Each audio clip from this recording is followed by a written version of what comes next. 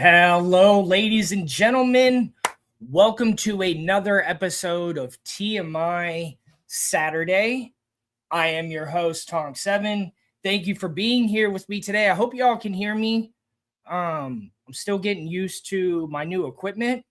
So if you can't hear me, please let me know in the comments. I'll probably be dropping the link here later on. Get some people up here, say what's up. It's been a while since I've been on. I've been super sick. I had the freaking cytoplasm or no, cytospora? What is it fucking called? Cleospora? No. What is that shit that's going around? I had it. I had to take antibiotics that I ended up being allergic to. Okay. I had the cytospora, okay, that I've never had before. And then the only antibiotics, so they had 3 antibiotics I could take. One I'm allergic to, it's called Bactrim. I'm allergic to it. I couldn't take it. The next one has a high risk of giving me really, really bad, you can experience, the medication would have been difficult for my body to handle. Let's just say that. So my doctor didn't want to put me on this one. So the medication he did put me on, I've never taken before, but guess what? I ended up being allergic to that one too. So now I have to stay on. So it's like I come to this point where I either get off the medication and risk getting sick again, or I stay on the medication and deal with allergic reactions. And it wasn't that bad. But I still had to go to sleep knowing that I'm having allergic reactions to medication. So it was a little stressful. It was a tad stressful, but now I'm used to medications having this effect on me. I'm I'm able to go through it and be okay. So I'm glad that I am okay. But that was a lot to have to take medication that you're allergic to get over something. It's a lot. But I'm here. I'm starting to feel better. I've been laying around doing nothing for weeks.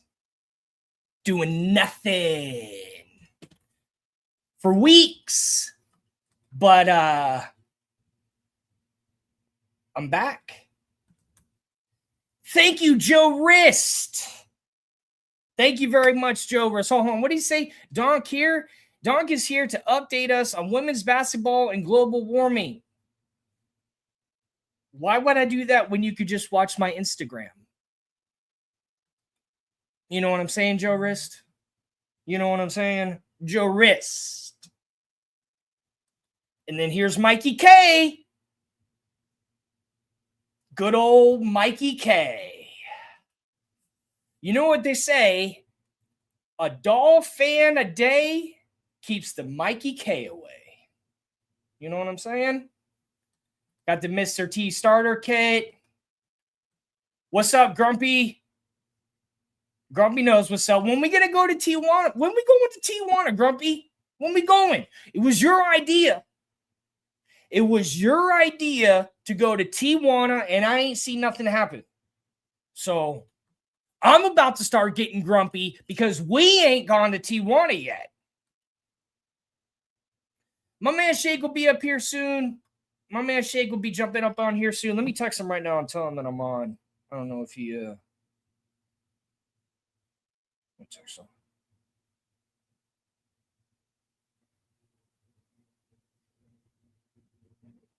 Whoa, looks like, oh, come on, man. Not my camera again.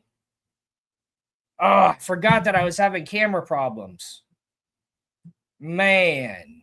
Hold on a second, y'all. Come on, baby. Damn it. I'm having camera problems again. I forgot about that. I meant to buy another camera. Let's see if I can get it to work. Damn it. Hold on a second, y'all. I'll be right back.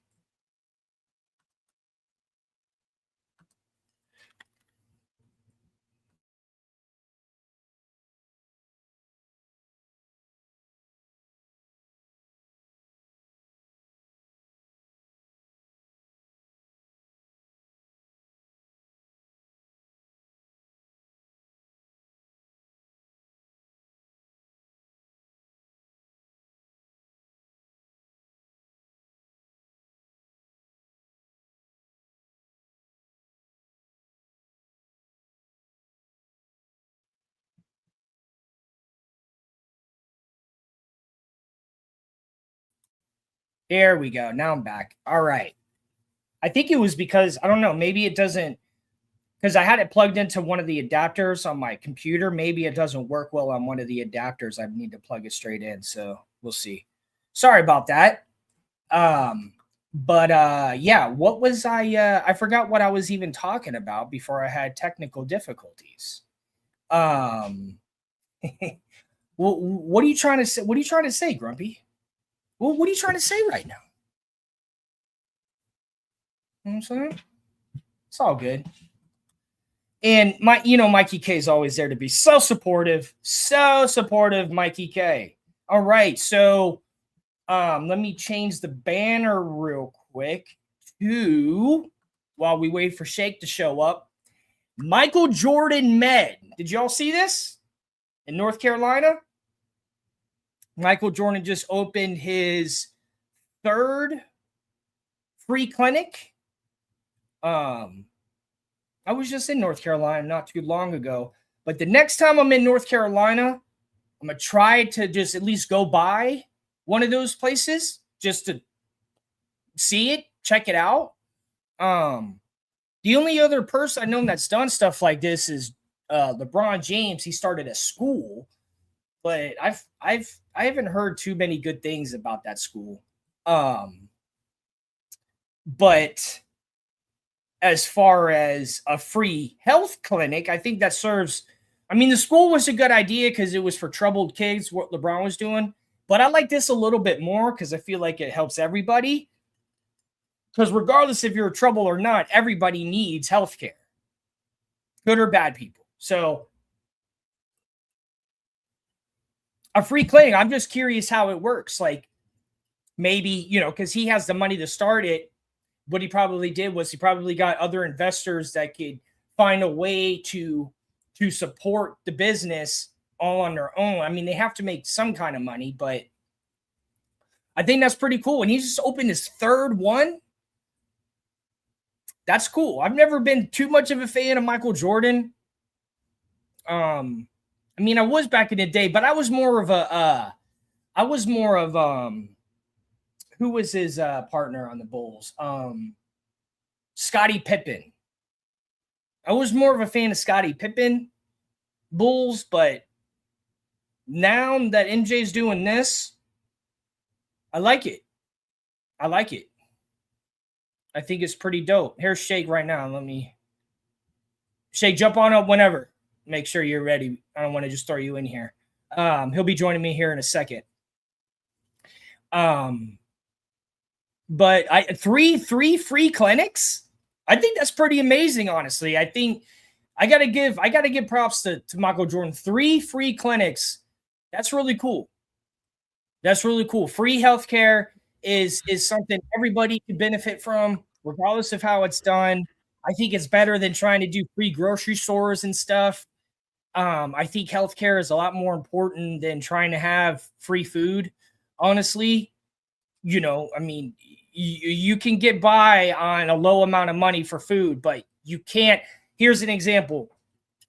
In this transition I'm in right now, starting my own business, working for a company, I don't have health insurance. So when I had to deal with this fucking illness, thank God my primary care is he does cash options. But the medication that I bought originally was $530 for 6 pills. 6 pills, $530. And then there's this program called Good RX, where if you don't have health insurance and you need a prescription, Good RX is a dope ass brand because it brought the cost of my medication down from $530 to $215. Less than 50, more than 50% off.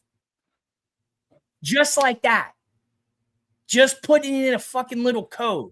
So, like we need as much healthcare as we could possibly get, even though I have to pay less than half what it costs. $215 is still a lot of money for 6 pills. But hey, I mean, but at the same time, with how much health insurance is, I would have still had to pay to go to the doctor. I would have still had to pay for my copay for medication. So like, I would have still paid money on top of paying super high premium. So it's just one of those situations. I will get health insurance soon, but I just haven't really needed it. But I mean, then something like this happens. But a free clinic, that's some amazing stuff. I think that something like that is actually impactful and really, really does serve the community more than something food or gifts, because $250 in food, you could get a lot of food compared to antibiotics. I mean, $250 in food for right now would have lasted me for weeks versus medication that only lasted me for 3 days. So we need way more help in medical services than we do food. So when I saw that, I didn't even know he had 2 other ones. I only saw the news yesterday or today. It might have been this morning, because I texted Shake about it. I didn't know he had 2 other ones. So I was definitely flying under the radar. Maybe someone might have said something to me. I can't. I'm not sure if I've heard, because I think I would have talked about it already on here. So I'm pretty sure this was the first time I heard about it. It is dope. And I mean, for someone, you know, in my situation like that, less than 50% off, really, I mean, that was a lot of money, man. I almost had to pay $500 for 6 pills, but I would have had to do it because I had to get, like, there was no going around it. I had to get antibiotics. Like, there was no other way to deal with this. So, you know, it's my life we're talking about here, but thankfully we have these other programs that can help, you know, when you're in trouble if you don't have health insurance. So yeah, we definitely need more change. And that's where, like, what's his name? Mark Cuban. I've gotten some medication off of his website before. I forgot what it's called, but he has a prescription website, Mark Cuban. I forgot what it's called. Here, I'll search it right now. Drug, yeah. Mark Cuban costs. So it's cost plus drugs. COSTPLUS. And it's put on 100% by Mark Cuban. Costplusdrugs.com.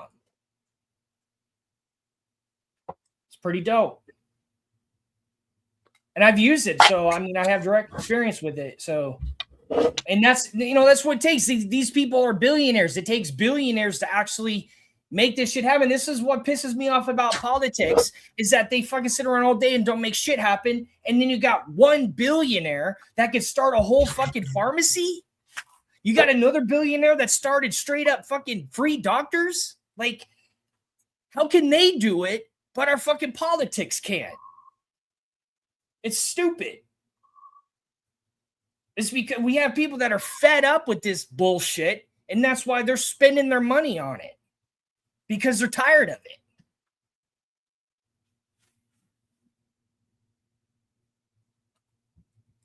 Right, Shake? Huh? I said, right, Shake? I reckon. What's good? What's up, man? Shout out to Jimmy Satterfield and everybody in the chat. What's up, Grumpy? How y'all doing? Hope everybody's doing good. Ryan AP, what's up? We got CCRR, the Mexican Propecia. We got Grumpy in the building. I said, Grumpy, when are we going to Tijuana? He said, whenever Cap. Hold on a second. That's the wrong one. But there, you can get pills in Tijuana. I'm not gonna say which kind, but I'm gonna say you can get some pills in Tijuana. I know for direct experience about good old Tijuana and what they have to offer there. What did you say, Mikey K? Mikey, there's really nothing. I got nothing for you, man. I got nothing for you, man. I got something for you. I got something for you, Mikey K. Here, hold on a second. I got something for you. There you go. That's what I got for you, Mikey K. Right here, baby. You like that? That's what I got for you. All right, let's see what we got next. Well, I would listen. I would think that Michael K would like a free clinic, especially after a fish fry. You'll need a free clinic right after one of those fish fries. Yeah, all that tilapia. Yeah. You're gonna need some Merry Christmas. Why is he saying Merry Christmas? What you talking about? Merry Christmas, yeah. It is Christmas in July, I guess. Christmas in July, everybody. So Batman, me and Batman have this thing where I say, Happy Thanksgiving, so he wanted to come up with something. So, it's a long story, but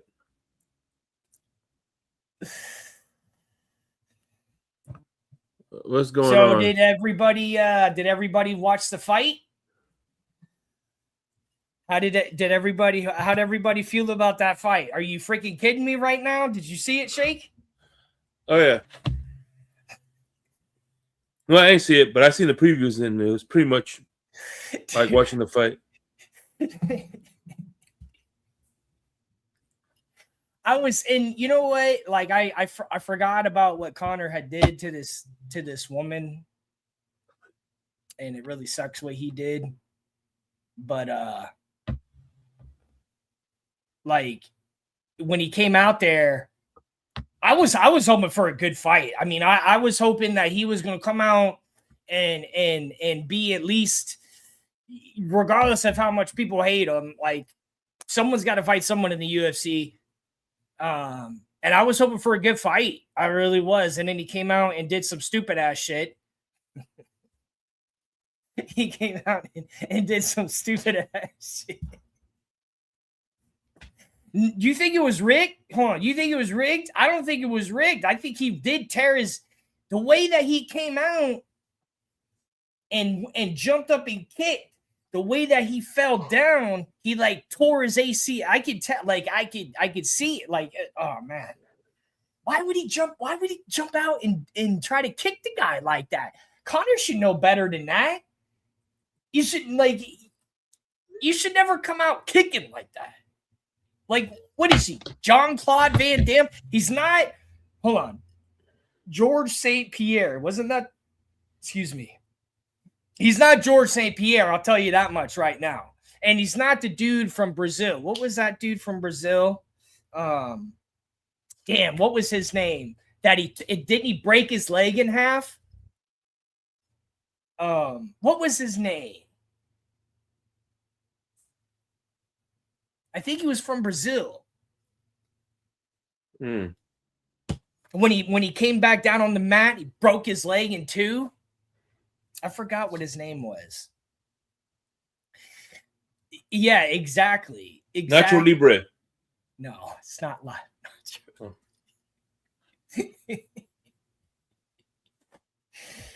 Brazilian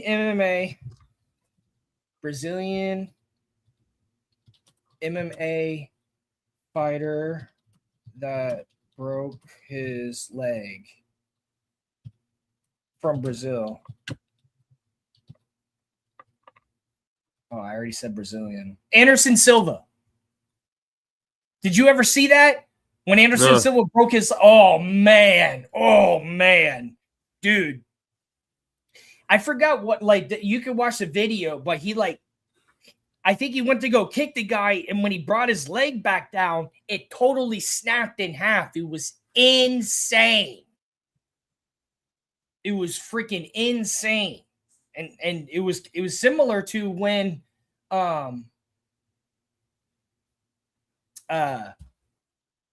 McGregor broke. Was it not McGregor's last fight where he broke his leg, where he twisted it? He like twisted it or something, like it was broke, and then he twisted it around. It was like facing in the opposite direction. Oh man. Oh man. Because I mean, like Conor McGregor's like he's bigger now. Like he's bigger than he used to be. So like he should have tried to just hold his own standing up. I don't know why he was jumping out there like Jean-Claude Van Damme. That shit was crazy. The fight was over. The guy didn't even fight. The other guy didn't. I don't even think he touched the other guy, and then he won. Damn. And then afterwards, in their interview with him, he's like, "Yeah, I wanted to fight him, but just kind of didn't work." That's crazy.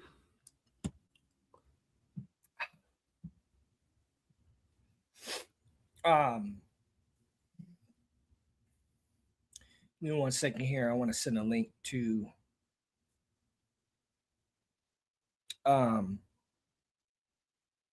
but I miss like we haven't had a star even though Conor McGregor's total POS, we haven't had a star like him in a while in the UFC. That's kind of why I was excited, because we just don't really have the superstars that we used to. Like, oh, you know who was officiating the slap league? You know that slap league? You know the slap league, Shake? Yeah. I was watching it the other day, and what's it? Forrest Griffin. Forrest Gump was one of the, was Jenny there? No, knucklehead. Forrest Griffin, one of the baddest MMA fighters ever. One of the few people that I ever seen beat Rampage Jackson was Forrest Griffin. And I think that was the best season of The Ultimate Fighter. When was that? Was that 2008? I think. Was that the one with Kimbo Slice? No, that was after. That was the season after. Okay, so it might have been 2008, because I remember 2009 I came to Fort Myers. Right. That's when Kimbo, he was on there in 2009 or 2010. He was on there. It might have been 2009, honestly. But yeah, dude, those couple seasons of The Ultimate Fighter were just supreme. The season before Kimbo, and the season that Kimbo was there. I was so excited when that episode came out and Kimbo Slice was on there. I was like, what? Like, dude, I think the whole planet was rooting for Kimbo Slice when he got on there. I don't think anybody was hating on him. We all loved Kimbo. He died a while ago too, but yeah, Kimbo was like the first. He was from Miami. He was the first. He was the first YouTube star. Remember that? Yeah, his fights. Yeah. There might have been a couple others, but he was really, honestly, he was like the first YouTube star. Like that had all the clicks, all the video watching and everything, because that's why sometimes when I be commenting on here, it says BHW fight. I made that YouTube in 2007 just so I could watch videos of people getting in fights.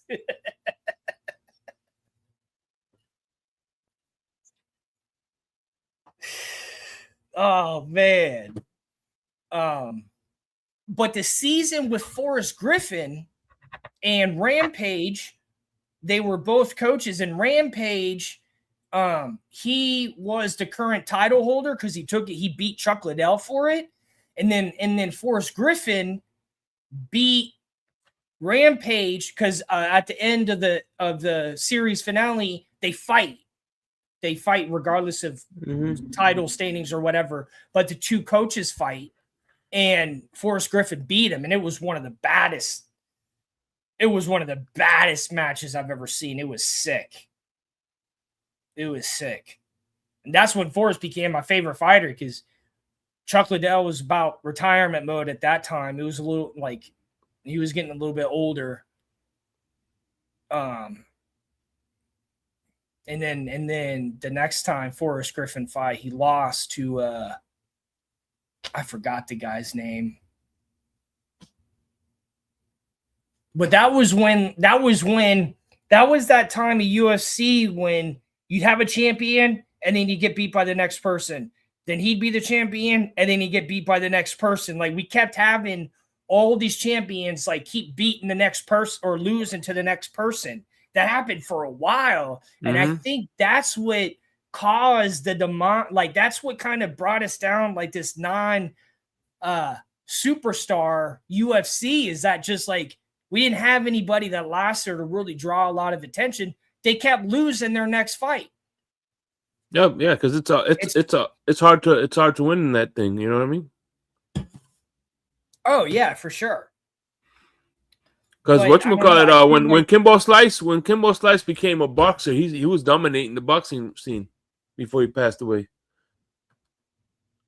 He stopped MMA fighting and he just became a boxer. He did pretty well. Yeah. Nobody wants to box him. That's how he started. I mean, on this bare YouTube, knuckle too. Bare knuckle, right. Yeah. Oh, I know.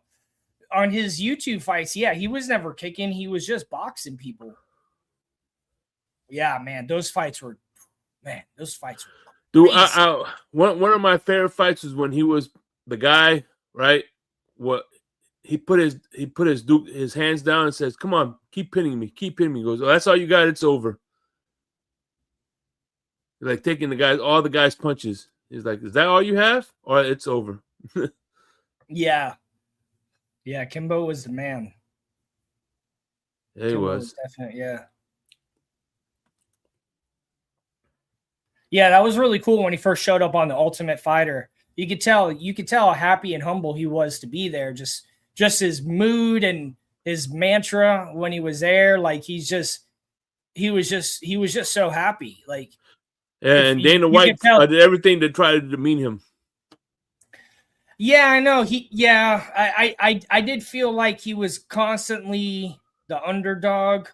Like he got the opportunity, but then Dana White was kind of hating on him the whole time. But it is what it is. I mean, he still got his opportunities, still made his mark.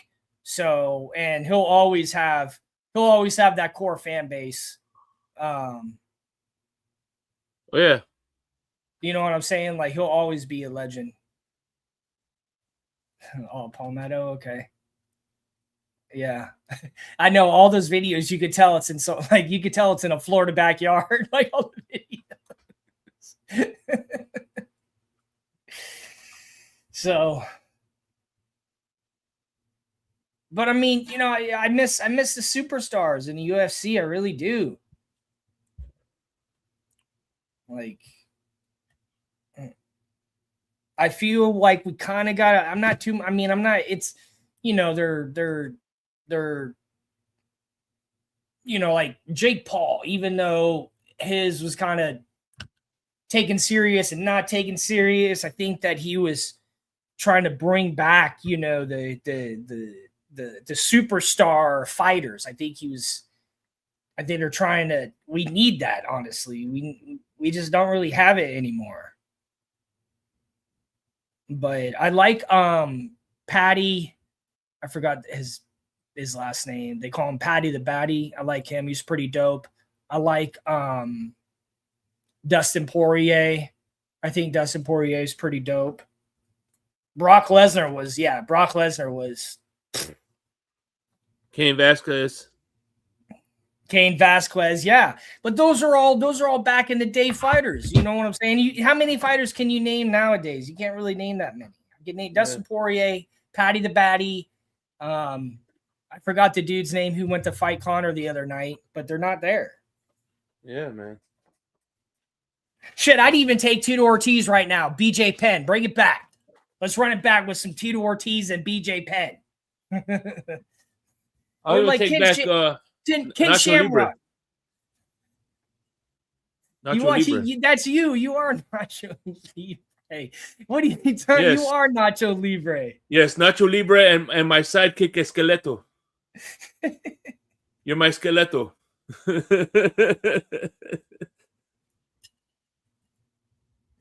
Tonk Skeleto. Uh-huh.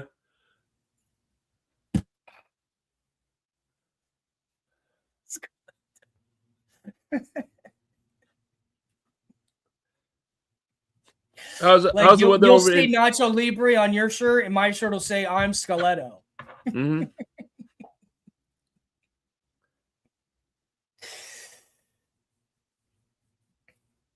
Yeah, Adrian Bonner. Yeah. Mm-hmm.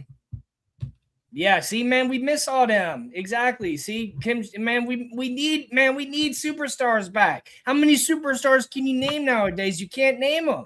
Nah. We could sit around and name superstars back in the day all day long and all their fights. You know what I'm saying? Like, we just don't have that anymore. I mean, every fight was just epic back in the day. Maybe we'll get it back, but that's why I like what Jake Paul was trying to do. I think he was trying to bring all that back. He's a little controversial, but I think what he was trying to give us is something we haven't had in a long time. We just haven't. We haven't had these super dynamic fights that everybody wants to see. Like, we just don't have that anymore. All right. And I feel like we almost got it back with Connor. You know what I'm saying? I just miss it. Like, I just miss the superstars but at least we had it. You know, we still got it. We'll get it back. We'll get it back. We'll get it back. It sucks that Jake Paul broke his jaw because I don't know if he'll ever be able to fight again now. I don't know. The way that his jaw was broke, where it actually broke like his jaw that holds his teeth. It wasn't like a crack in his jaw. His fucking jaw was broken off, like where his teeth. I don't think you could box. I don't think you could box after that. I don't know, man. I wouldn't box after that. Hell no. What's up, Liz? Liz, you got a lot of fans in here. Liz is cool. She's been hitting me. She's been sending me some cool like holistic videos on like health and stuff.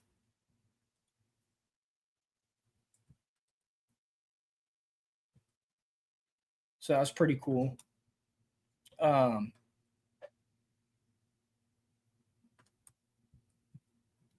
see.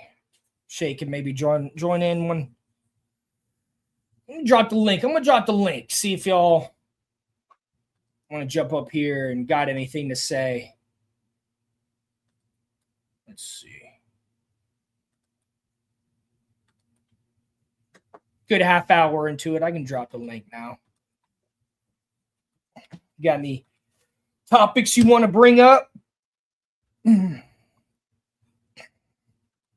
Because I don't know where he's going to go, but I hope we can get LeBron James again.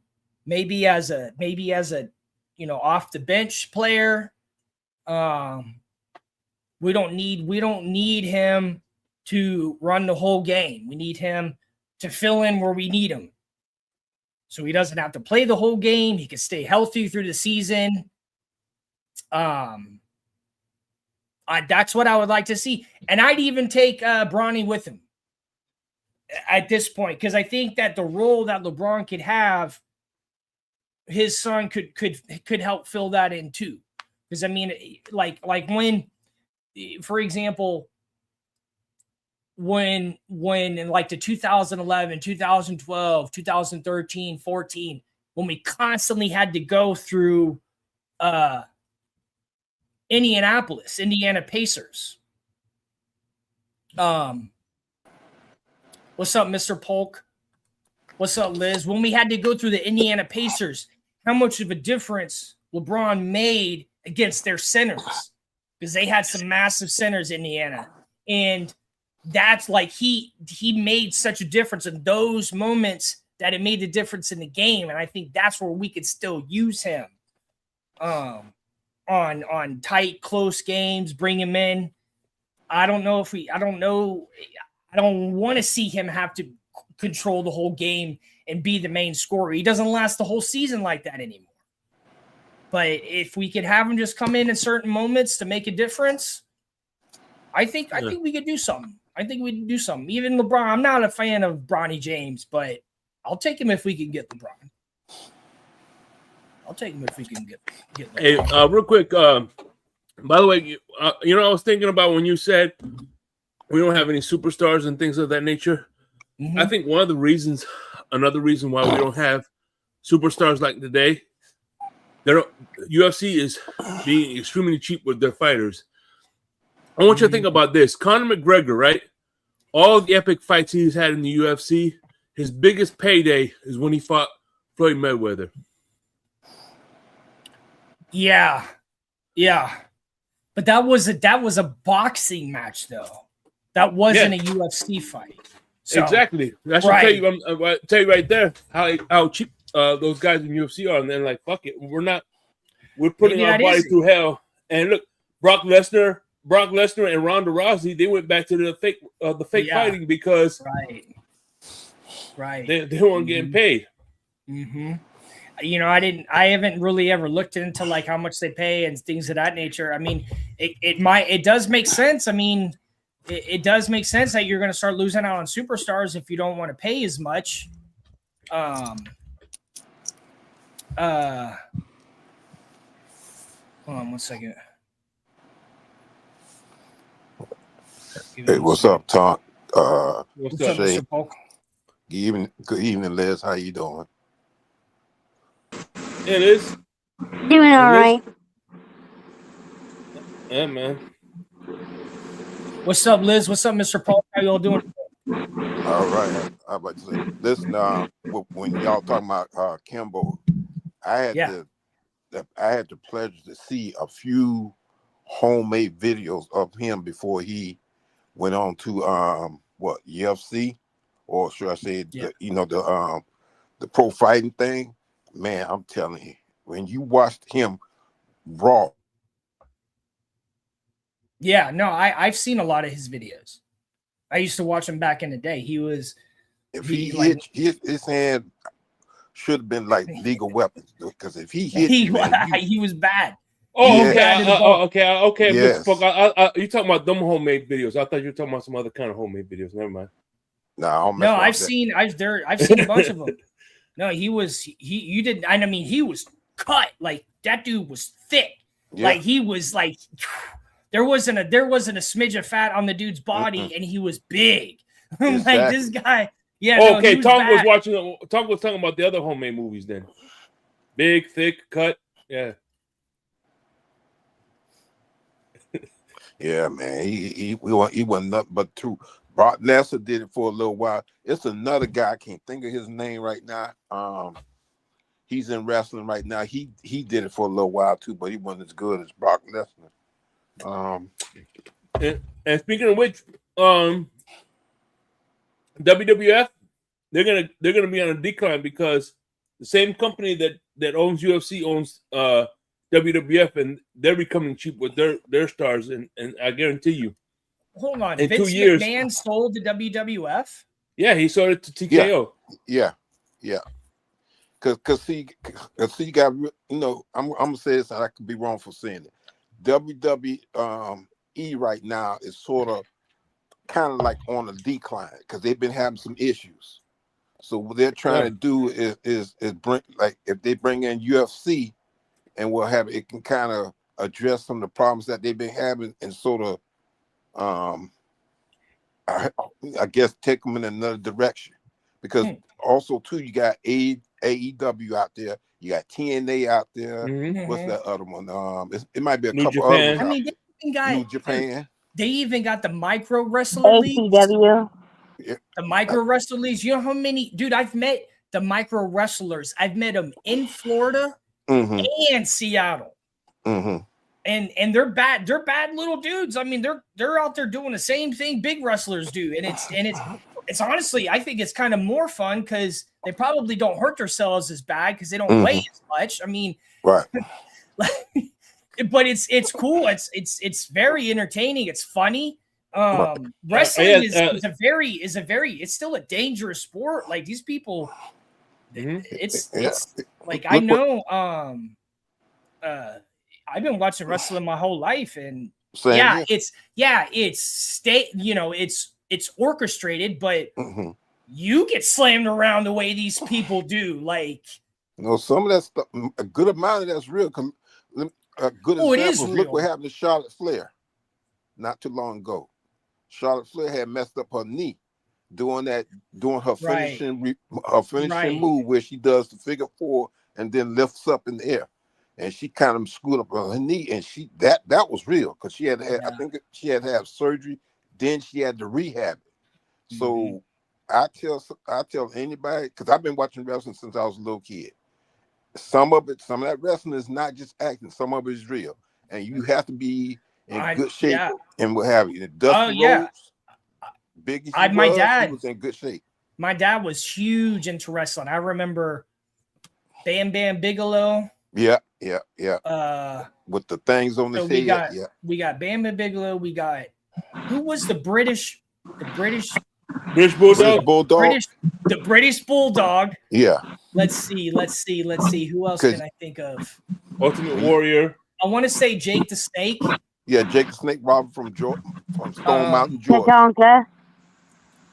Hulk Hogan was there for a while, but yeah, Junkyard Dog. But Junkyard Dog, Andre the Giant. Yeah. Million Big Dollar Man, which I despise. I Jimmy cannot stand that guy. He was a jerk. Yeah, Brett the I love Hitman him. Hart. Call me that because of my Brett first the name. Hitman Brett. Hart is connected with the British Owen, Bulldog too. because of marriage. But yeah, Owen Hart, my dad Sting. loved it. My dad loved wrestling, and I remember why I was this was like 1980, like 1990, 1991. We're talking about yeah, the British Bulldog, yeah, the British Bulldog, yeah. And like I said, because he ended up marrying one of the Harts, if I'm not mistaken. One of and then Triple H and China were married in real life. Well, they were boyfriend and girlfriend. They were married. No, they were never married. They were boyfriend and girlfriend. I saw them say on video that they were married. So no, they weren't married. Trust me, Google it. I mean, you like wrestling more than me, so I'll. Yeah, they were never married, but they were engaged. Hey, Doc. Roddy Piper. Roddy Piper. Yeah. Yeah, Roddy Piper. It was a lot of them. Tatanka. That's an old name. But and Jesse Ventura. Yeah, him because he didn't like. I remember him. Yeah, the Undertaker. Yeah. Undertaker, and then who was my favorite? Who was my favorite for a while was Mankind. Yeah, because he had Mankind, and then he had another character, the dude. Cactus Jack, and then the dude guy. Dude love. Right. But Mankind. Yeah, the dude was Mankind was. Ooh, man! As soon as he would come on, I remember it was Mondays on MTV. Man, you couldn't get me away from the TV because it was Jackass and it was wrestling and it was, oh man, I was like, Mankind, baby. Because I remember when he had that move where he would grab someone by the neck. Forgot what it was. The mandible claw. He had that puppet thing. Right, the mandible claw. And sometimes he'll put a sock on it. Yeah. No, he was the man. Yeah. I loved Mankind. He was one of them. And that's Hacksaw Jim Duggins. I knew Macho Man Randy Savage. I used to see him at Eckerd's, and I mean, I was a little kid when I saw him, and so like a little kid looking up to I mean, dog, I used to have to look like this at him, and he was, he'd always be like, "Oh, what up, little man?" Like, and he was just massive, dude. He was massive, and every time I saw his car, I would ride my bike immediately to wherever he was, and just been waiting for him just to say what's up. But he was my favorite. He was him and Mankind. Yeah, Macho Man and Mankind were my favorite. Mine was Andre the Giant. Sad what happened to Benoit. That was sad. Yeah, that thing really shocked me when that went down. Yeah, was that Chris Benoit? Oh, yeah. Chris Benoit. Yeah, because he was married to a lady that used to be with, I think it was Kevin Sumner. Yeah, Missy. I wish I would have been able to. Oh, that's who that character is in that movie where he says, "I came to chew bubble gum and kick ass." And I'm all out of bubble gum. Yeah, that's it. Yeah, that was it. Cully, right? That was Day Live. Because there was a black dude that was in there with him also. I forgot his name. I wish I would have been able to meet Hulk Hogan and shout out Andre the Giant before they passed. Say hello, please. My bad. Yeah, Andre the Giant was in that movie Princess Bride. Yeah, he was also on the $6 Million Man. Yes. When $6 Million Man went after Bigfoot, that was Andre the Giant. Oh, okay. I'm surprised Crypto ain't jumped in on this conversation. But wrestling's been around a long time. I liked when Vince McMahon used to get out there too. He was badass. Vince McMahon was badass too. Yeah, he used to corn cob guy. He used to hold it down. Vince McMahon. But he used to hold it down. Stone Cold though. Not with Stone Cold. No, around. Stone Cold. He was just a legend all around. Stone That's Cold the bottom line. Number. Yeah, I love Stone Cold. I forgot what he does now. He's got his own. He's got his own rant, and he does challenges. I like Chuck Liddell. He does podcasts. He does good podcasts though. Chuck Liddell Chuck Liddell does something where he watches fight videos. Mm-hmm. But it was in 2019 that Chuck Liddell and Tito Ortiz fought again. Mm-hmm. And you could tell Chuck was because Tito Ortiz, he hadn't gone a day without working out. He had been doing the same thing every single day. Chuck Liddell, he'd been in retirement mode for a long time when he fought Tito Ortiz again because he got whooped real quick. But I mean, it was good. It was good nostalgia. It wasn't a good fight, but it was good to see Chuck Liddell out there again. Iceman. The Iceman, because he was badass. Yeah, Iceman Parsons. Iceman Parsons. Yeah, he was like a superstar. Chuck Liddell, he was a superstar. Yeah, man, it was he was one that because he beat Mr. Bean. Mr. Who? He beat the dude that's in the I know you're talking about Shake when you said Mr. Bean. I know who you're talking about. Yeah, Mr. Bean. Yeah, not the Butterbean. Oh no, He talking about the comedian Mr. Bean. Who doesn't talk? That guy. Yeah, his name is Rowan. He's funny to watch. You know, they only made like 15 episodes of that Mr. show. Bean? Yeah. What? There's only like 15 episodes. Yeah. Because it might even be less than that, but there's a very I know I watched them all. They're all funny too, man. Of Mr. Bean episodes. Right. There's not and he reminded me of Benny Hill because I used to watch Benny Hill also. Yeah, I love. I don't know if y'all know Benny Hill. Of course. I think I'm pretty sure I've heard of Benny Hill, but I don't know if I was gonna say. Hey Tom, remember Monty that? Python. Oh, sorry, Liz. So what you said, Liz? Tom, remember Monty that episode of Family Guy when Stewie was like, "Oh, we should have a sexy party," and a bunch of girls come out in lingerie and dance around really fast to fast music. Remember that? No, I don't. I haven't seen that one. I don't think. No, you don't. No. Oh, that was an homage to Benny Hill. Oh, okay. That's what Mr. Folk might. I am looking forward to the spinoff of Family Guy with Stewie. I think that's going to be good. Oh, so Stewie gonna have his own show? Oh, is there a spinoff coming? Really? Yeah. Wow. Yeah. I think it's going to So be really quick, Tom.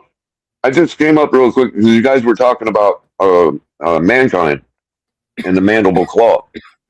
And and Shake might be aware, y'all might be aware of this already, but the mandible claw wasn't Mick Foley was paying homage to The Fugitive because the guy in The Fugitive in the story The Fugitive, this happened in real life. He was a doctor, right, that got framed or whatever and had to go on the run, and he devised this method, which is what he used as the mandible claw, because the doctor, in order to conceal his identity and go on the run, went on the pro wrestling circuit. So like the guy that Harrison Ford played in real life, he goes on the pro wrestling circuit, and his finishing move was a move that he devised because he's a doctor and he knows anatomy, so he devised the mandible claw. And that's what Mick Foley was paying homage to with that move. interesting.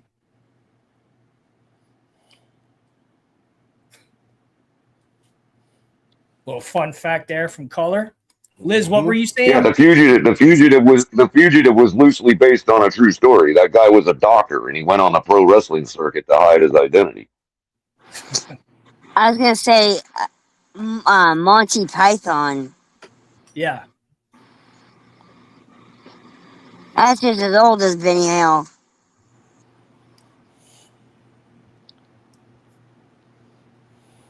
It's just a flesh wound.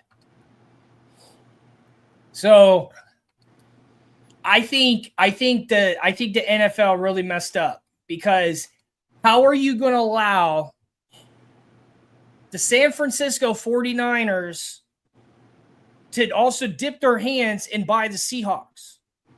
Like, how is one person going to be somehow ownership of two teams? How is that legal? That's a very good question. I think it's called conflict of interest. If you are part of owning two teams, how is that not, especially in the same division?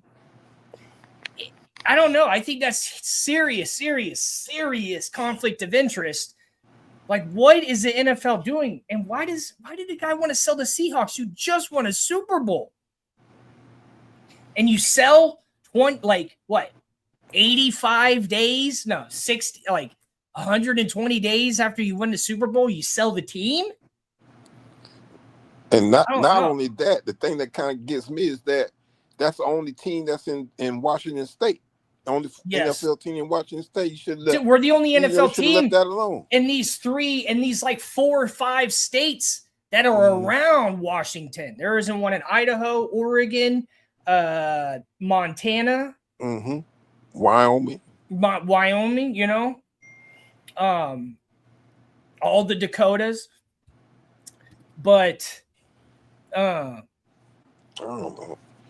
That's weird. Yeah, I don't know. I don't understand that. It's really strange. I guess they don't really see them as that kind of conflict of interest. Yeah. Seattle has the Mariners, and don't they have a WNBA team too? Yeah, Astro Riz. Yeah. But NBA, the Storm. if you talking about NBA, you talking about the Seattle Supersonics, right? No, WNBA. Oh, the winner. Okay, my bad.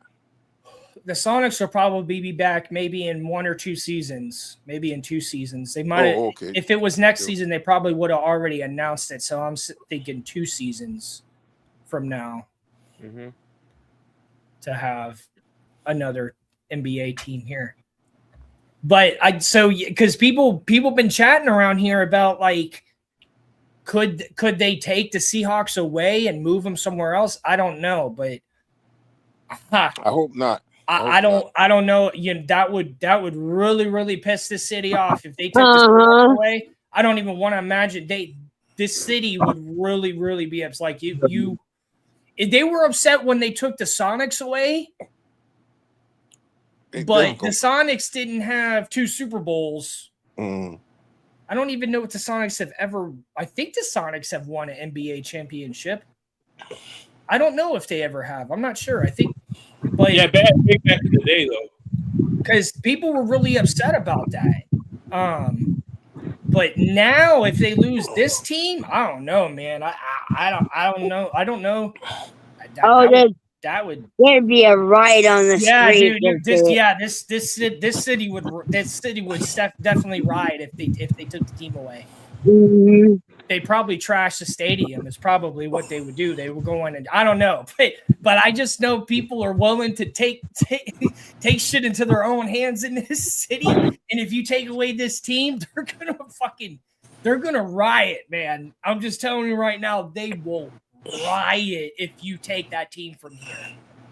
And also too, if they do, they need to. The NFL need to replace the. Good. That's crazy. I don't know. I think it's a very weird situation. Crazy. I don't know. Yeah, I don't know how someone from San Fran. That's messed up, Tom. That's it is messed up. I'm not. Yeah, I'm upset. Yeah, they won one in. By the way, they won one in 1979 against the Sonics? Washington Bullets. Against the Washington Bullets. Okay. Yeah. Yeah. Yeah. Because I mean, I wasn't here. I wasn't even remotely here. No, you weren't even on this earth. Well, no, when the Sonics were taken from I'm talking about in 79. Oh yeah, no, I wasn't on the earth yet. Yeah. My mom, I don't even think my mom was old enough to even give birth yet. I was in high school. No, I think she was old enough, but Oh, that's but yeah, up, if they take that team away, that's not gonna be pretty. And I don't know how it's gonna look having 49ers being part of like being part of purchasing and shit. Like I don't know, man. I don't know what's going on with the NFL. I don't know how that's legal to allow one person to be part of two teams like that. I think that's highly controversial and not healthy at all. And the thing that kind of crazy about it, if you're talking about the 49, you talking about they coming out of California, and look how many NFL teams you have in California? 49. Three. They got exactly. Three. You got three. So why just like New York? New York got three. Yeah, 3 and 2 LA. So we got Texas got 2, right? Texas got 2. Yeah, 2. Dallas and Houston. We got 2. Well, 3. No, we got 3. We got 3 in Florida. We got 3 also. Yep. Oh, that's crazy. That's crazy. Yeah, and it was a surprise. I didn't even know they were for sale. I don't even know if the city really know they are for sale, because I feel like I would have saw a sign or some kind of advertisement about the Seahawks potentially being sold. I feel like if this city knew more about that, they would have done more to protest. So yeah, because it kind of just came out. Like I had no idea, and all the people I know here, they hadn't said nothing about it. So I don't think we knew. I think it was under the table deal, because honestly, if we did know, they would have got pissed off. There would have been people revolting seriously if they would have known ahead of time. I think that's the reason why they did it discreetly. Is because they know Seattle would riot if they knew. Yeah, this city is all about its sports. It's all about its sports and embracing the rain. There's 2 things they embrace. And the gum wall. Don't forget the gum wall. And the gum wall. And don't forget grunge. Yes. Yeah, that's funny. That's funny that you mentioned that, Liz, because a friend of mine came out here a couple months ago, and he loves grunge music. He loves rock music. He's a big time DJ. He makes music. He's worked with all sorts of artists, and he wanted to come out here and see stuff that had to do with Alice in Chains, Soundgarden, Nirvana, Pearl Jam. But he wanted to see, like, he wanted to see grunge in person. He wanted to see like where it comes from, where it originates. And when he was here, because he was super observant about Seattle when he was here in reference to grunge. And he said to me, he's like, you know what? It kind of feels like that's just the city in general. It's just, and he was being observant, and he was kind of asking me at the same time about grunge. And I was like, it's honestly, it's just the way it is here. It's not that people are trying to be that way. It's just the way it is. It originated here because it just naturally formed here, and it still happens here. Grunge will always be part of the city. Always. It's the cloudy weather. It's all the black clothing. It's cold. It's cold often. People like live music and rock music, so it just having all of that, it just becomes grunge. It kind of like happened all on its own. And by the way, is it hot where you're at or no? Yeah, really. Right now it is. Yeah, I got a fan on right now. It is hot. You think you're hot? I've been watching the weather over there. It ain't hot. No, that's not hot. It's been 100 degrees over here, Tonk. Liz is out east in the desert areas, from what I understand. Yep. And so it definitely, you get a lot more extreme temperatures out there. We're protected here by the mountains. It keeps it's called a banana boat. What? That area is called the banana boat. Why? Because there's a mountain. There's hills on either side of it, and it looks when you look down on it, it looks like a little banana in between. Huh.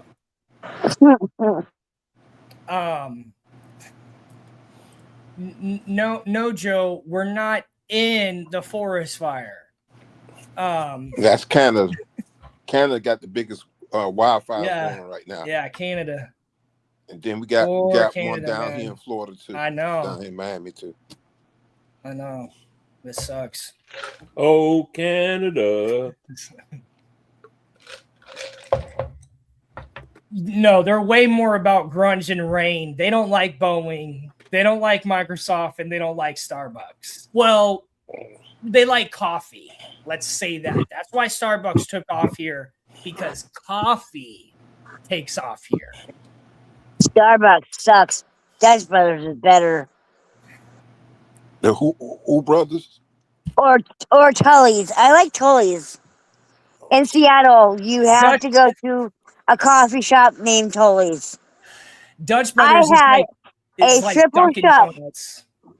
Okay, so I went to the Mariners game with a couple of friends, and I had a triple shot raspberry mocha, and I was wired for hours afterwards. Yeah, people around here really, really love their coffee. Yeah. But you know what? You need it because it's just it goes real well with the weather.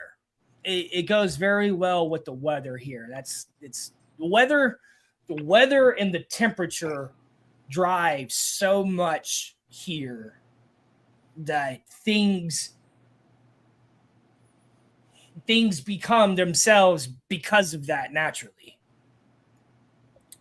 Yeah, yep. Amazon started here. Yeah, one of the earliest videos of Jeff Bezos, like when he's in his little car going over a bridge going to downtown. I've taken that road 1,000,000 times.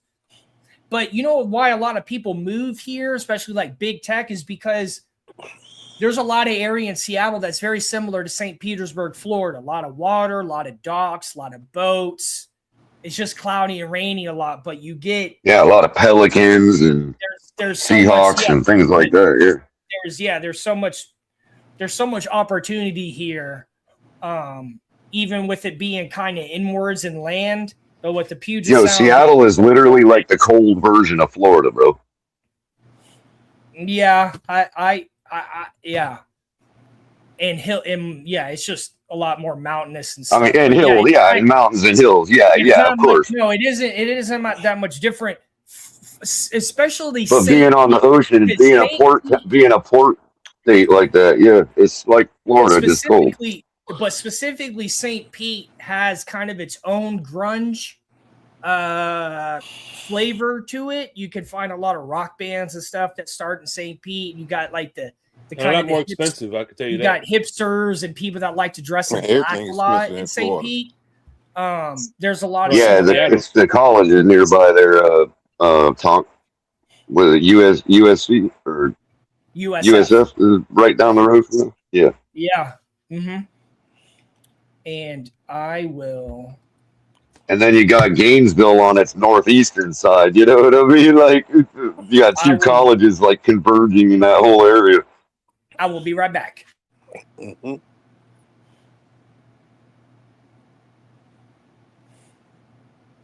Yeah, you got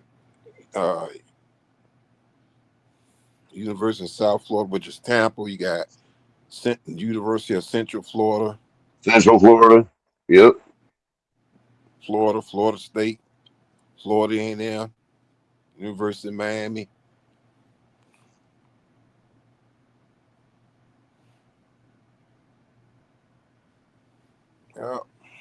Yeah, like that's a lot of big schools for such a small state, Mr. Paul.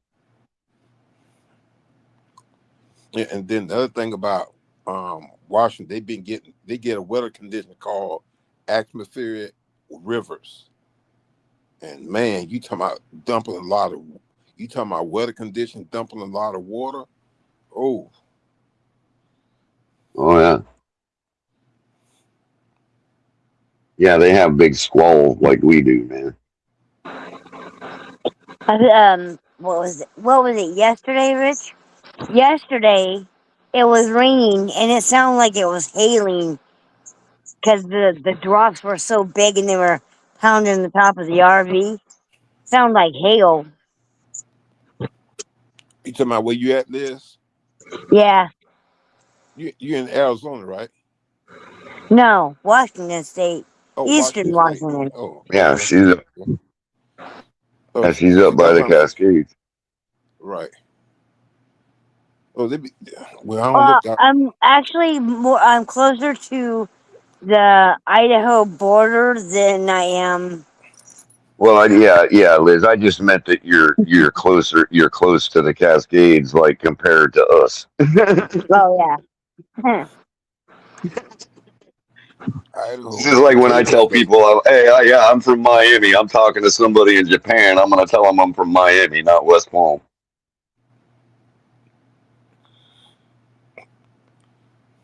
Yeah. I really hope we don't get a lot of snow this year. I don't know. The Yeah. global warming is really messing with the weather all around the world, big time. I don't know. Well, we're getting a little reprieve. You notice after this summer, Mr. Polk, after these rains, it's been kind of cooling off. It's because the Earth is in its like mega cycle. It's like the furthest away from the sun than it can be. Like through this month, we'll be returning back closer to the sun for the next few decades.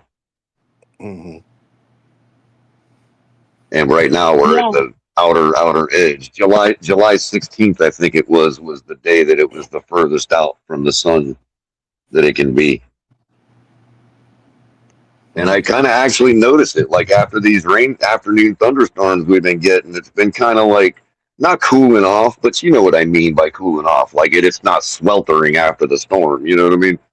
No, I know what you mean because before I stopped working during summertime when it rained, as soon as that rain stopped, it was just as hot as it was before it started to rain. But now, Right, exactly. Not like that. Right now, it ain't really doing that. Like right now, Mr. Polk, I could go outside and it's comfortable. It's like San Diego weather right now. It's a little wet, but it's like not like how it is in the summer here. It ain't been like that. Not that steamy humid. It's not so steamy humid. Right. It's different. That doesn't mean it won't be in August. No, but Cully, did you pay attention to how the weather was last summer down here? Last summer wasn't as hot as it is this summer, and most of the other states north of us were hotter than we were during the summer last summer. Yeah, right. I grew up in Georgia. Right. It used to feel like it got hotter there in the summertime than Florida. Yeah, we were like around 80. See, we're starting to return back.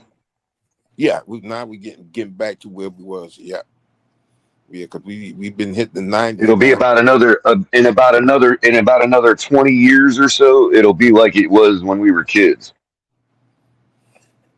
Oh yeah, I know what you're talking about.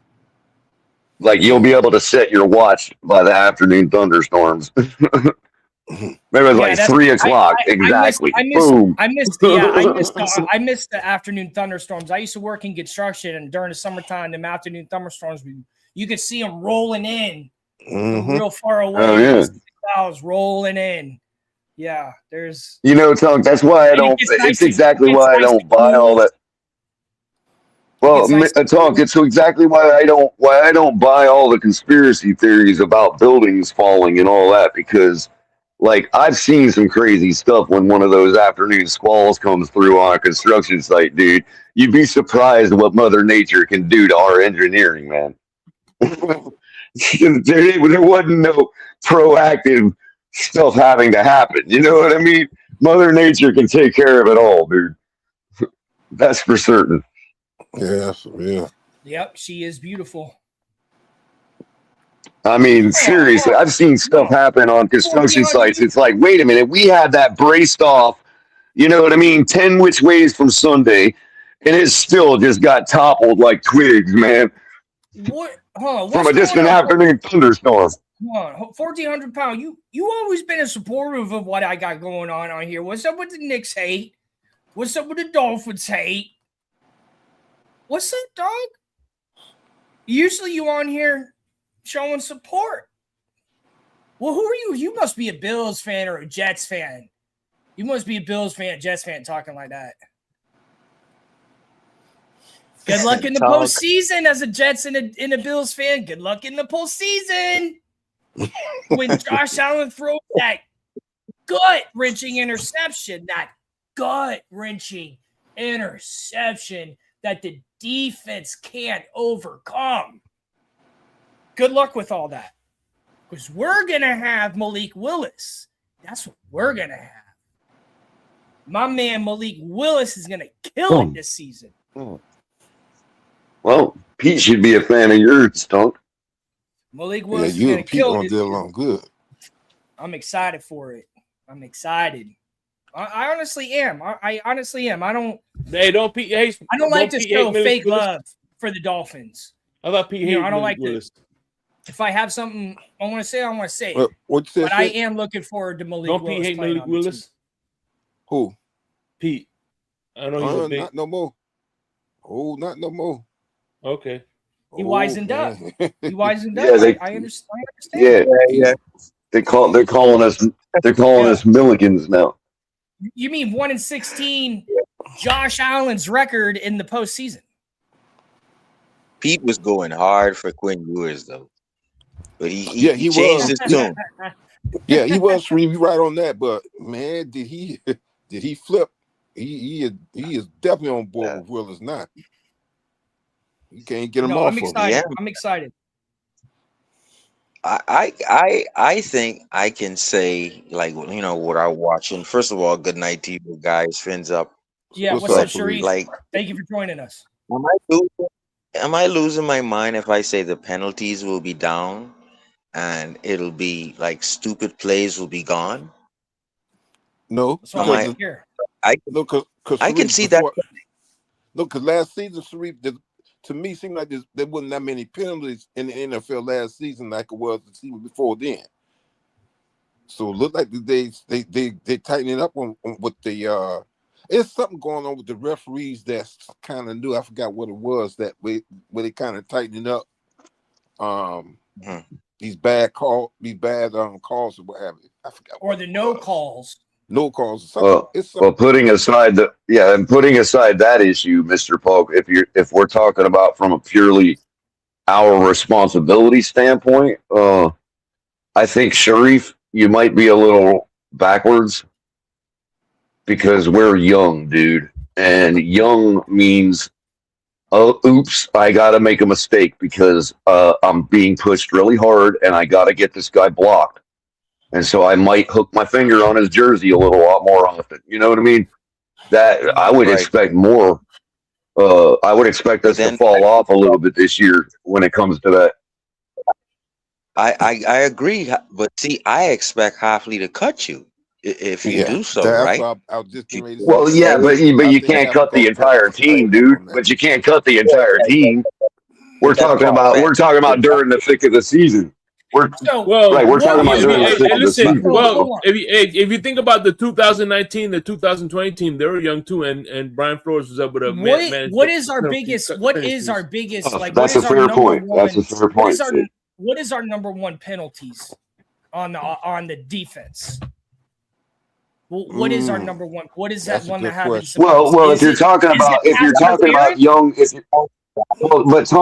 you're talking about young people that are just making mistakes, you're going to look towards things like pass interference, things like holding, offsides. You know what I mean? Grabbing. Right. On defense. Illegal hands to the face. Yeah, on defense. Right, on defense. Getting the plays in. Hopefully our coordinator can nip that in the bud if we start experiencing that. Right. I hopefully he can. But there may also be. Right? Now, I don't know. But Sharif, I think you may be right about things like tackling the wrong way or things like that, because these guys now have been trained in the new system since high school now. Everybody is like, They just tackle a different way than we used to. So I wouldn't be concerned about like those types of penalties. But your typical stuff like holding, yeah, you're going to see a lot more of that.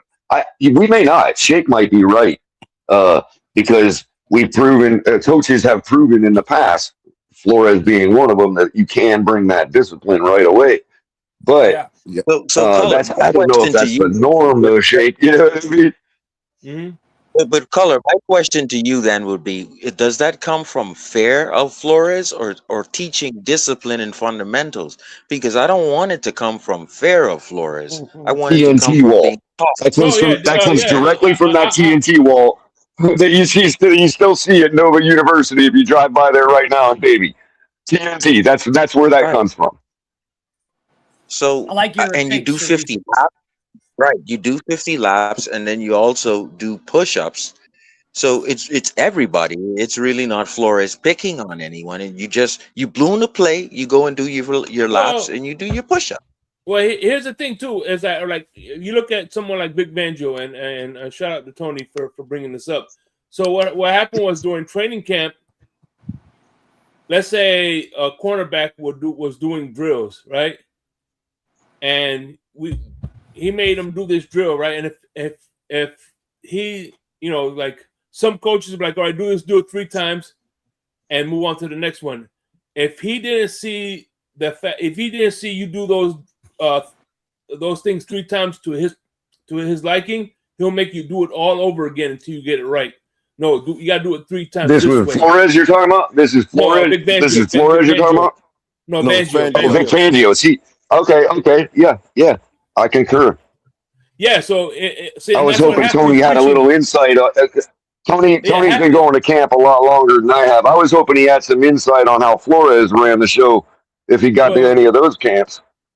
But either way, Halfley is like that. He's not going to let you move on to the next drill until you perfect the first drill that you're working on.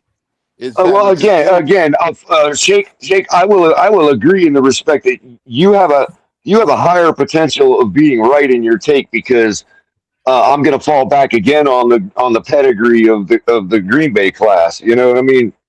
So I know it's easy to do that because Halfley still hasn't proven nothing, and according to and from guys like Lewis's opinion, fair opinion, he's actually kind of proven other things at his tenure in Green Bay when it comes to running that defense. You know what I mean?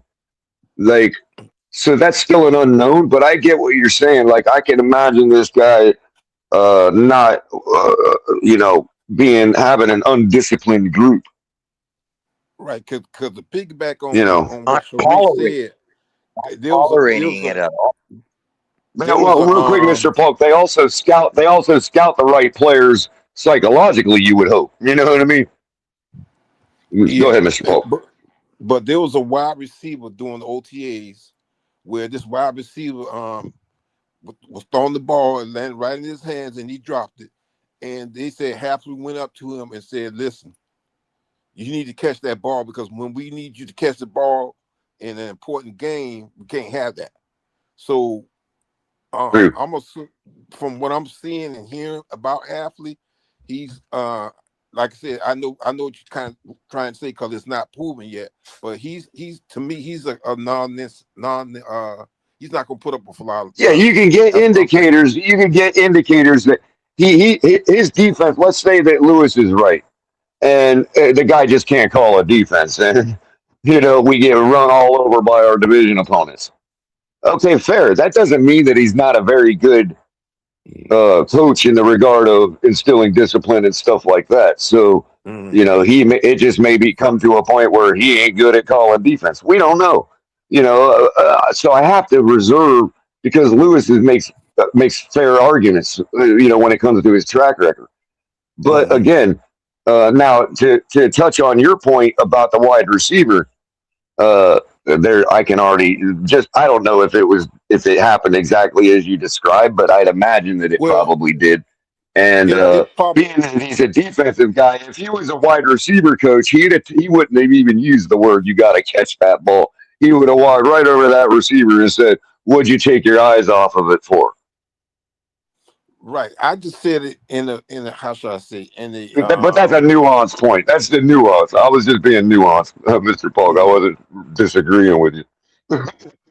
If I just want to be clear, I haven't seen a regular season or a scrimmage, but what I've seen is Hafley's not going to tolerate the false starts, all of the mistakes, you being out of place. No, I just don't feel that with him. It's going to be the least penalized team.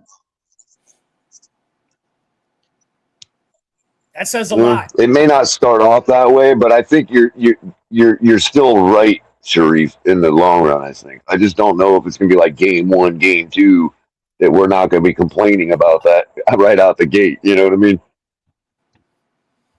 Yeah, because we got these players all he has these players already.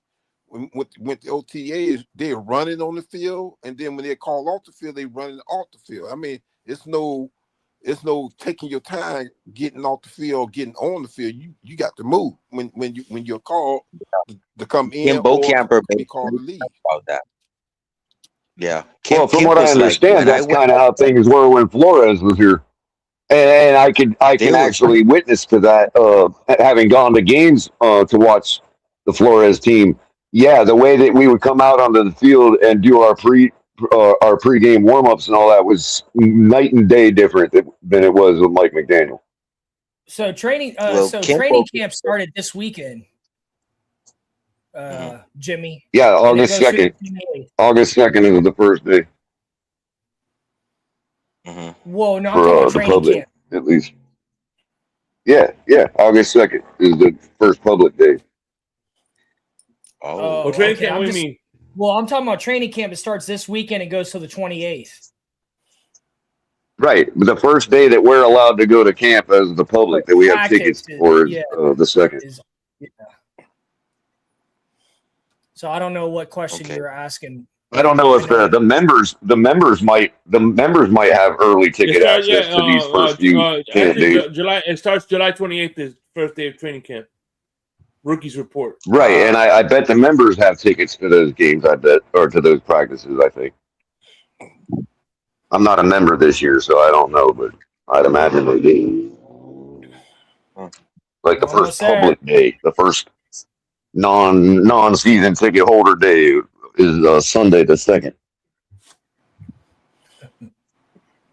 Yes.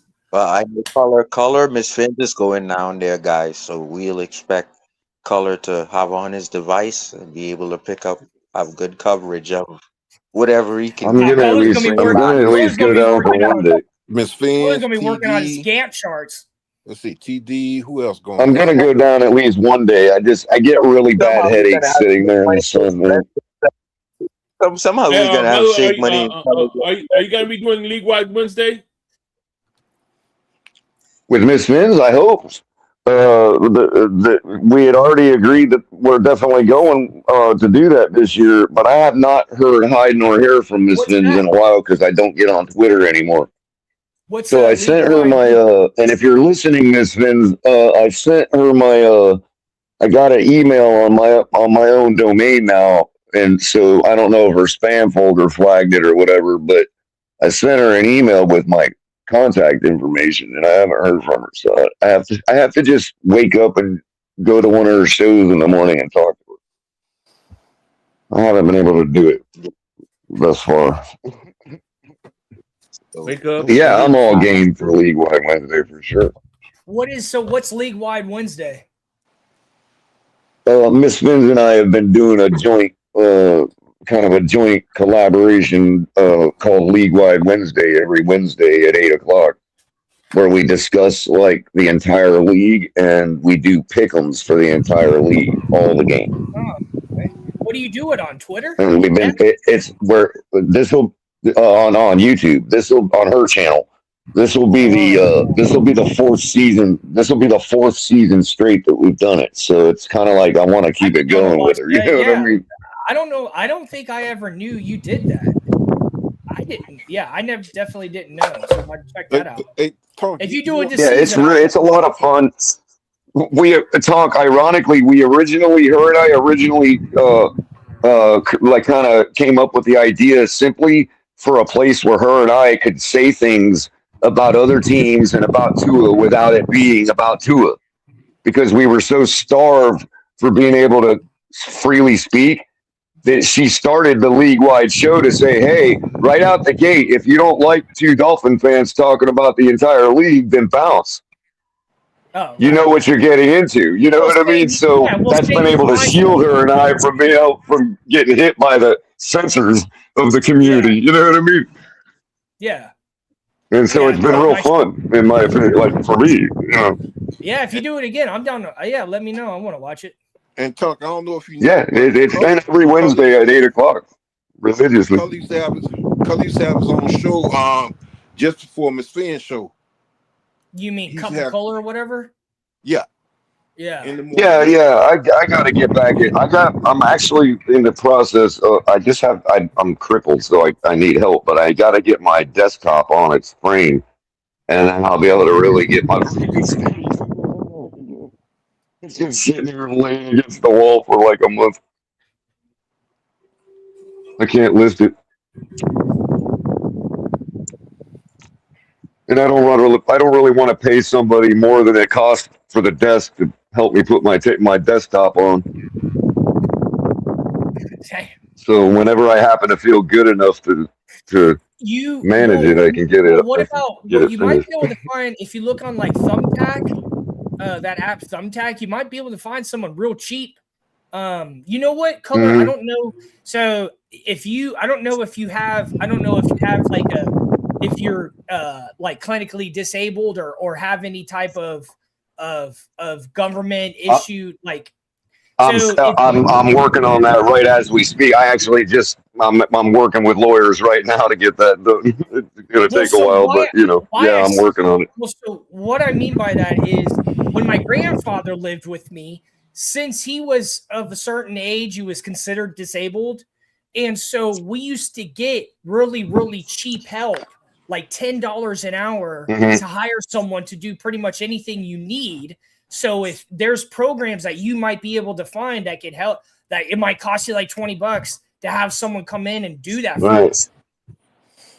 Like, and I'll even put it out there right now. If there's a Dolphin fan in our community that happens to be driving through the 561 one day and got an extra 5 minutes, there's a case of beer.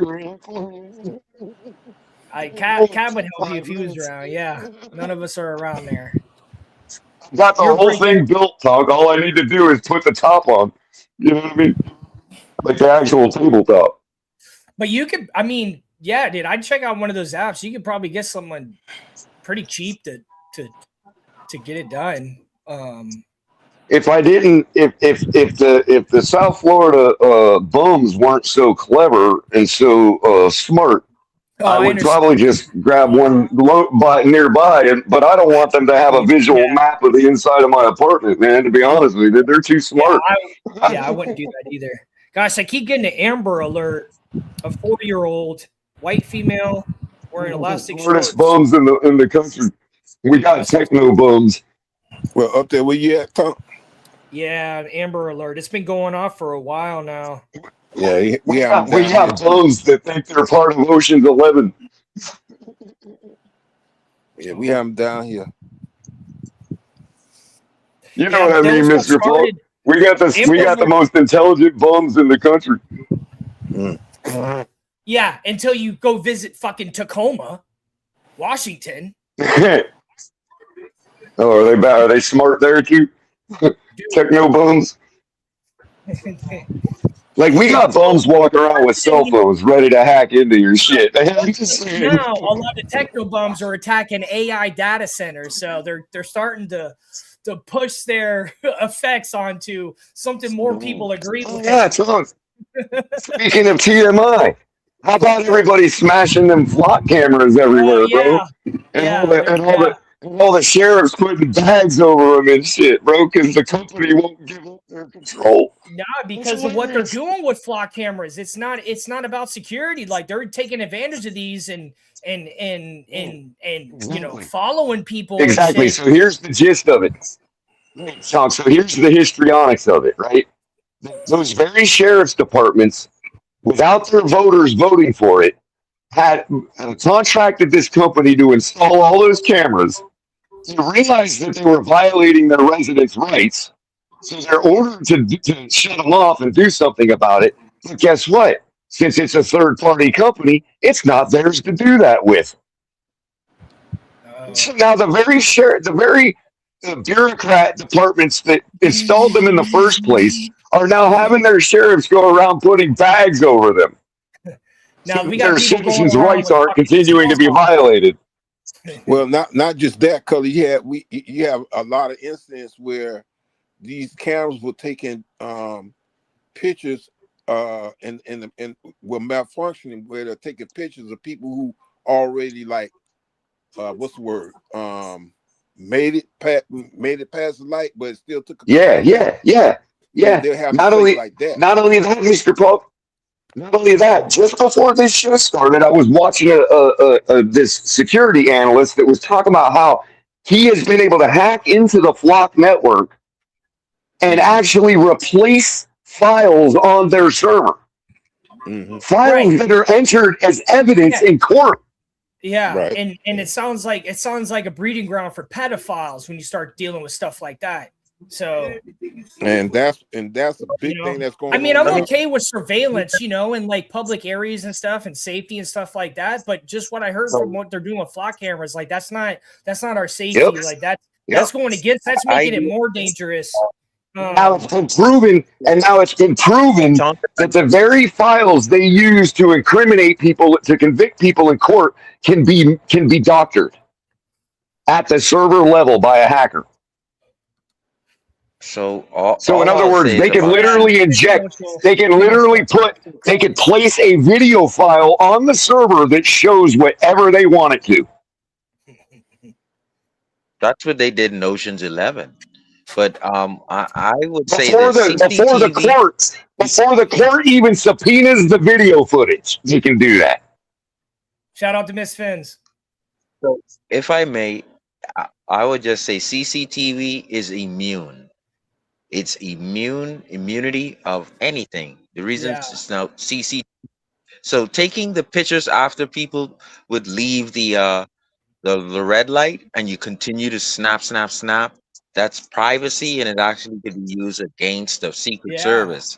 Because when you're talking about, as far as the privacy issue goes, it don't matter. We don't have the expectation of privacy in public. Anybody could do what they're doing. The point that they're being used as evidence in court is where it's a problem.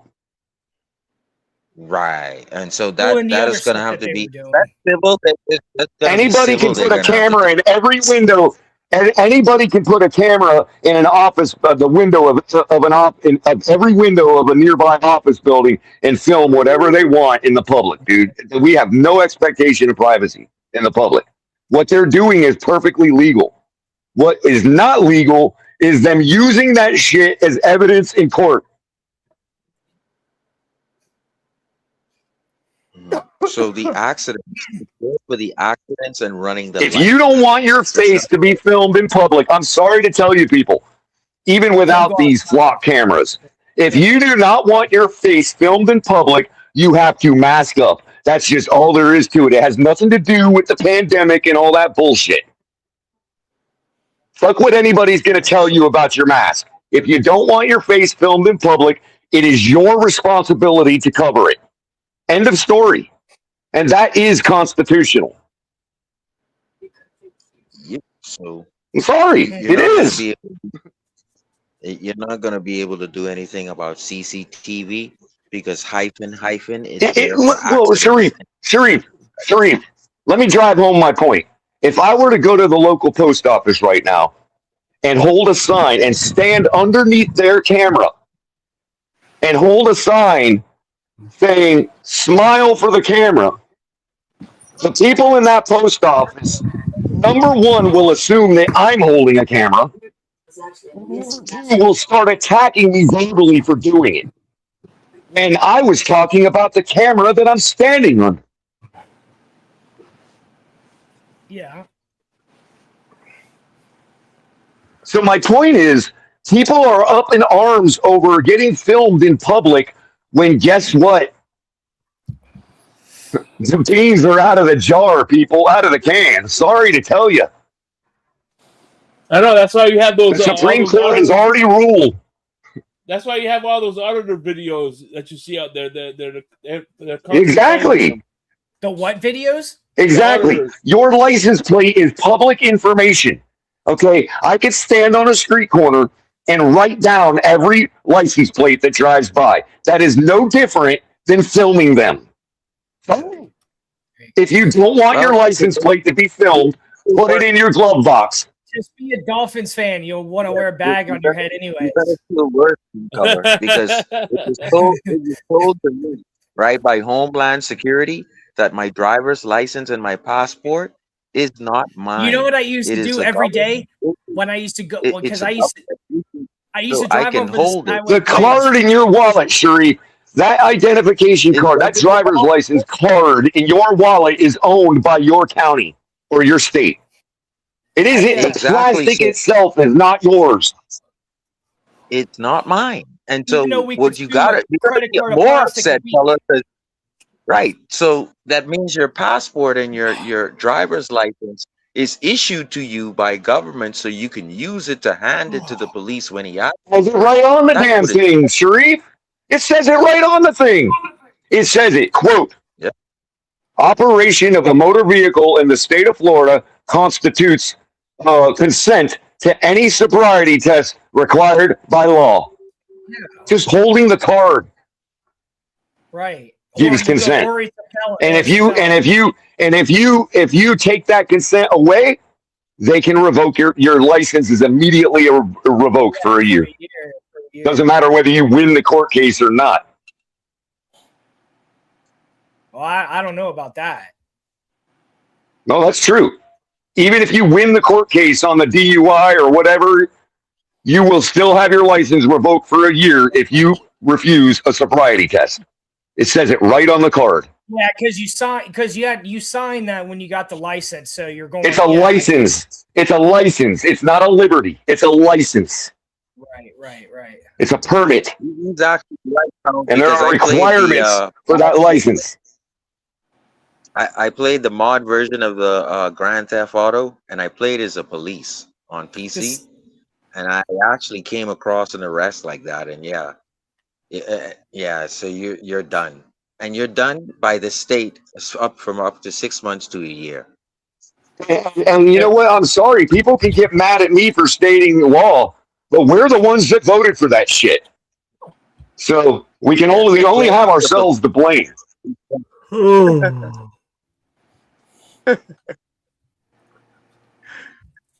People play to kill one another on Grand Theft Auto, and I play as a cop. What's wrong with me? What do you mean? How can you play as a cop? You mean you bought a cop car and you drive around in it? Mods. He's talking about mods. Oh, okay. Yeah, you get the drive the Jeeps. You get to drive all of the souped up Chargers. The cars are fast. You don't shoot anyone, of course. It's basically law tidying. Liz, you there, Liz? Huh. Oh. Is Liz still there? I'm not. No, not anymore. Damn. What do you? Now, required by law also means they have to have probable cause, so that might be your way to defeat happy it. birthday to Liz. I was gonna say it's Liz's birthday. It's a birthday? A few days ago, yeah. I didn't know. Why didn't you say that already? Oh, okay. Why didn't you say that already? I forgot. Happy birthday. Oh, okay. Yeah, happy birthday, Liz. If you're still listening. We're friends on Facebook, so. Man, I don't know. I got her. Are you going to continue the TFPG tradition, or are we going to sing happy birthday or what? Mm-hmm. But you can sing happy birthday. Yeah, you can sing happy birthday if you want. But she's not here, though. Oh, she's not here. Well, yeah, you got to be here to get that. Yeah. I don't know if I've ever seen a tradition of us singing happy birthday to people. I have not seen that tradition. Oh, it's there. It's there. Just ask Gemini. It's there. Speaking of that, how long has it been since Cap's done an episode? Fucking 6 months? It's been a while. At least, bro. At least. Probably the last game of the season, man. It might have been the last game of the season. Yeah, so January. Yeah, she in the chat. She in the chat room. I know. I ain't done a show in about that long. Okay, Liz. Happy birthday, Liz. I just wanted to tell you. Yep, happy birthday, Liz. Look, she came back. Did she come back or what? No, she's in the chat. Oh, no. Okay. Oh, she can hear you. I ain't doing it alone. Pussies. Are we allowed to use that word anymore? I'm sorry. She said thanks. You can use Is that word like the R word now? I don't know. Are we allowed to use that word? That's gonna cause the video go viral. I need the left. I need some left-wing representative on here right now to tell me if pussy is still okay. Are we allowed to call people pussies? I left that party, so I forfeited. It left you, Tom. Remember, you always say it like you're supposed to say it. It left you. No. That's the way that the ones that still didn't want to realize the truth, they're like, well, I don't want to lose all my friends, so I'll be like, yeah, I'm still this or that, but they left me. It's like, no, they just played out your logic to its end. That's all they did. It's just, I don't know. That's all that they're doing right now is playing the logic out to its end, bro. People like Gavin Newsom and Tim Walz trying to be president. Just no. That's what I'm saying. They're just playing out the logic to the end. You know, and the American people will decide. You know what's crazy? So it was 2 days ago. It showed California. They opened up, like something happened with a main water line, and it was flooding the city. Just flooding the city, and it was close to LA. And it's like, so you have all this water to flood the city right now, but you didn't have all this water when the Palisades were on fire. And there was this giant reservoir in California that's made out of concrete, and they emptied it right before the Palisades fire happened. Like these. Yeah, well, I don't want to go down that road. I don't want to say whether I believe in such hypotheses, but you know, there is the going theory that that was all like London that did all that. You know what I mean? London, like the same people that run Newsom. You know, it's not like there isn't like mountains of conspiracy theories and evidence out there to show that was all purposeful. Yeah, it's called Israel. Well, I see. That's another thing London has always perpetrated. Let's blame Israel for everything. As long as we get everybody scared about Israel, then they don't see what we're actually doing. Exactly. And that's also look. I'm going to tell you right now. Even to the people even if all those people are right, so what? What could a nation like Israel ever do to our democracy or our republic that any other nation hasn't been able to thus far do? I mean, people that are all scared of that nonsense and those conspiracies and all that, even if the conspiracies are real, okay, so what? I'm not weak enough to think they'll ever affect my life and my country. Yeah, I mean, you know? Fear, Tom. What is fear? What is fear born out of? Fear is born out of weakness, dude. Fear is born out of weakness. It's not fear. It's just acknowledgement.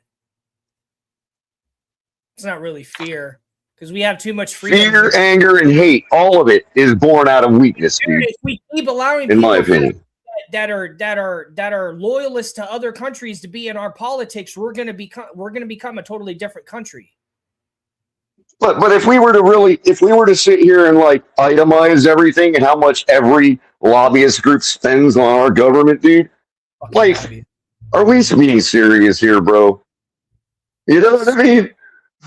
Every one of them have far more influence than I do on my own government. So that's the problem. It's not Israel by itself. UFOs are literally in the hieroglyphics in Egypt.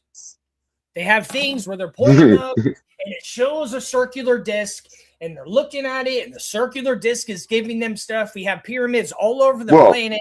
Well, we got DVDs. We got DVDs of spaceships shooting freaking lasers, bro. Yes. It's called there's a satellite series on YouTube. It's called like STS 143. A friend of mine showed me this in 2007. You see them shooting lasers at UFOs.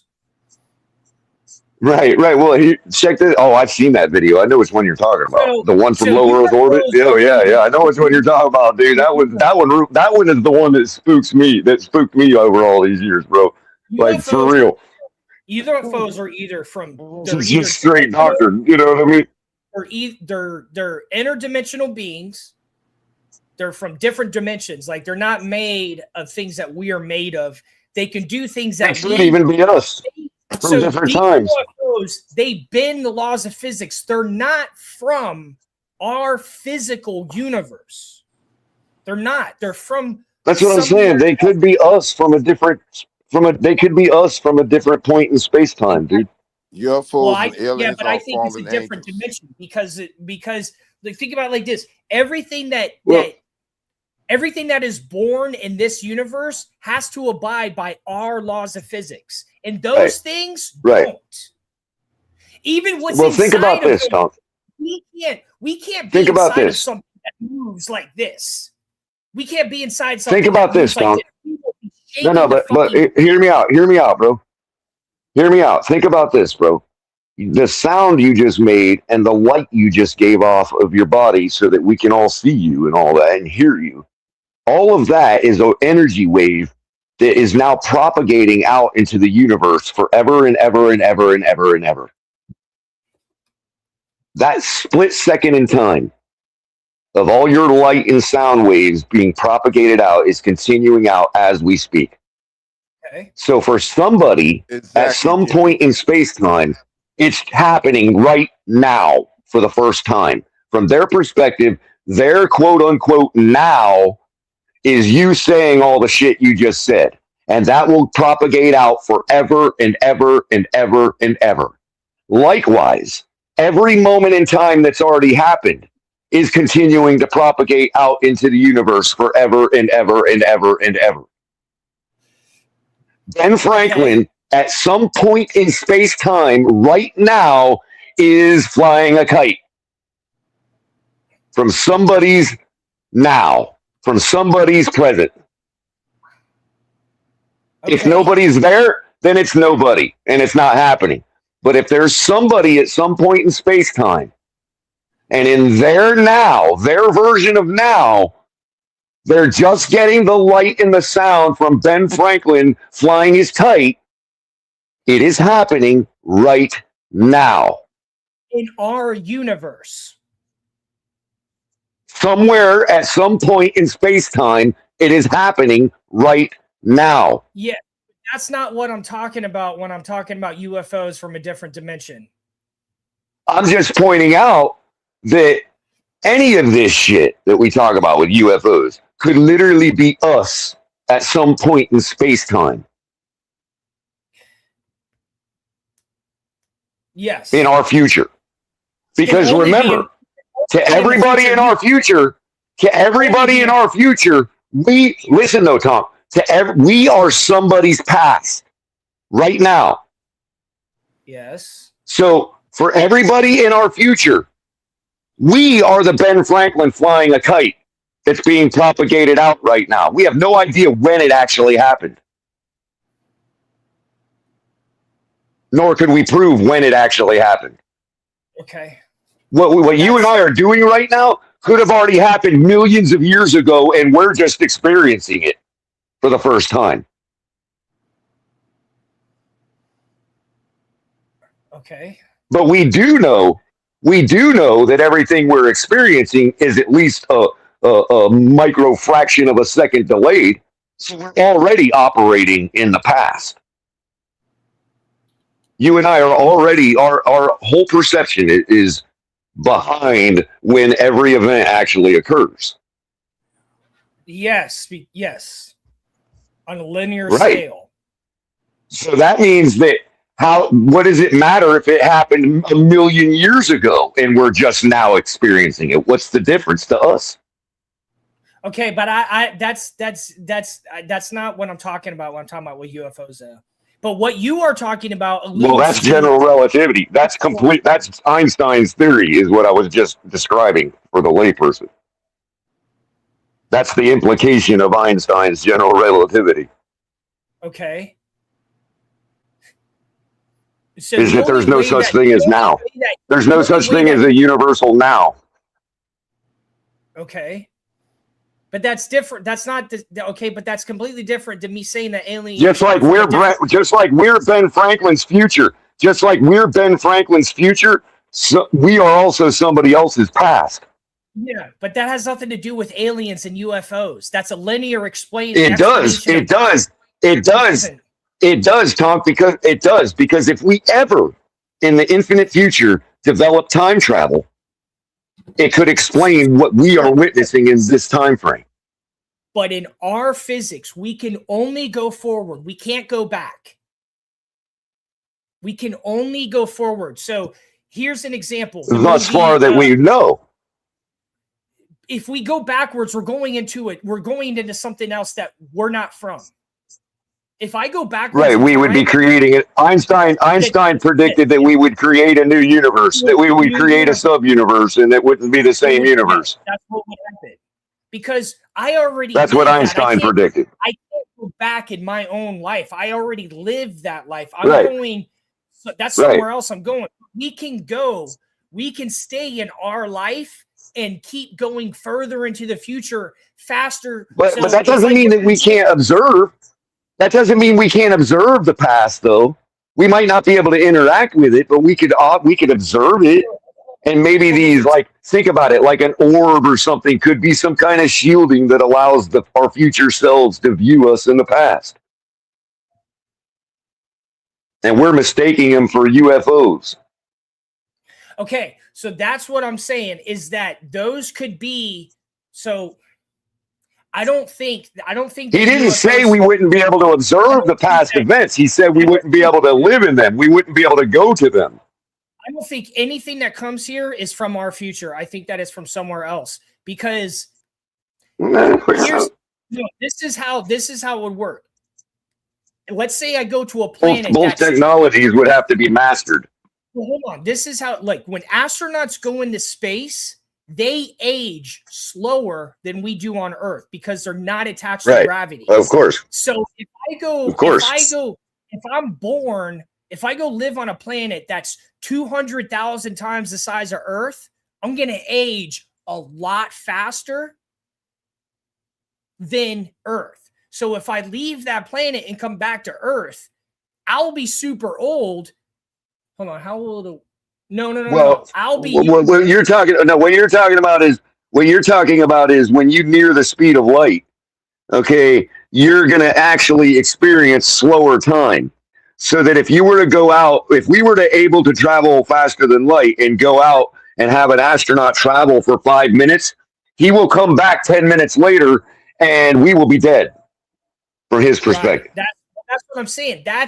But that's the same thing as what you were saying earlier, as we can go into the future, far into the future. We can just keep going into the future. You and I would not experience death because he traveled. In other words, the moment we launched his warp travel, you and I wouldn't cease to exist. From our perspective, we would still live out our lives. So that's why I don't believe that UFOs here are from our future. I think they're from different dimensions. But they very well could. What I'm saying is we could have already sent that astronaut off. And he's coming back. I can only say, like, from what I've been to school, right, for this. And in terms of what happens when, because people have a thing of, okay, you die, what happens? And science cannot prove consciousness fully, and it can't unfully prove it. But what The good news is you can both only are die once. right. But so what happens? And even the gamma ray testing shows that even when lab animals die and a gamma ray or a thermal ray, what it shows from their head is a burst of light leaving, and this is Yeah. the animals being tested, And their and it mass shows levels. right, and it Wow, shows a that's burst of interesting. gamma You sure leaving it ain't 2 just a out of feedback 4. from the gamma ray burst? So the two out of And 4 you humans know what light that is? when their You know what life kind of light, left their you know body. what kind of light that is? It's heaven light. It's the And same so light. Heaven light? It's the same, It's no, it's the Higgs so same boson. light. It's the same but light my that made the Shroud of Turin. but what my point is, Tong, is that we Higgs go back to bosons, whether like I said. whether you died in the forest, whether you died in the street, whether you died on the Mount Everest, your body goes faster than light in a process where earthworms, beetles, ants. So and guess every we're breathing Queen Cleopatra, Caesar. We're breathing You Tatum go to, Akhenaten. but All of you, the Egyptian kings and queens were breathing their same air molecules, because there's only a certain amount of molecules that can be reprocessed for all humans to breathe. So there's You know, there's you're only a talking about finite. particle replacement. You're talking about particle replacement. Like So all we're of the supposed to photons, neutrons, and electrons in our body replace themselves over like so, 10 years.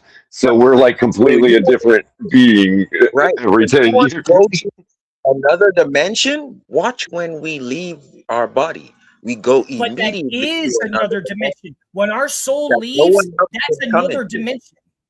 Hmm. You're not like you could still be on Earth, but you're not. So You this won't be starts to able get to into say if spirits, you remember but your you're not. past life, but You your have atoms will be you going have to the access. future Yeah, universe, but which Sharif, are what they don't, what the people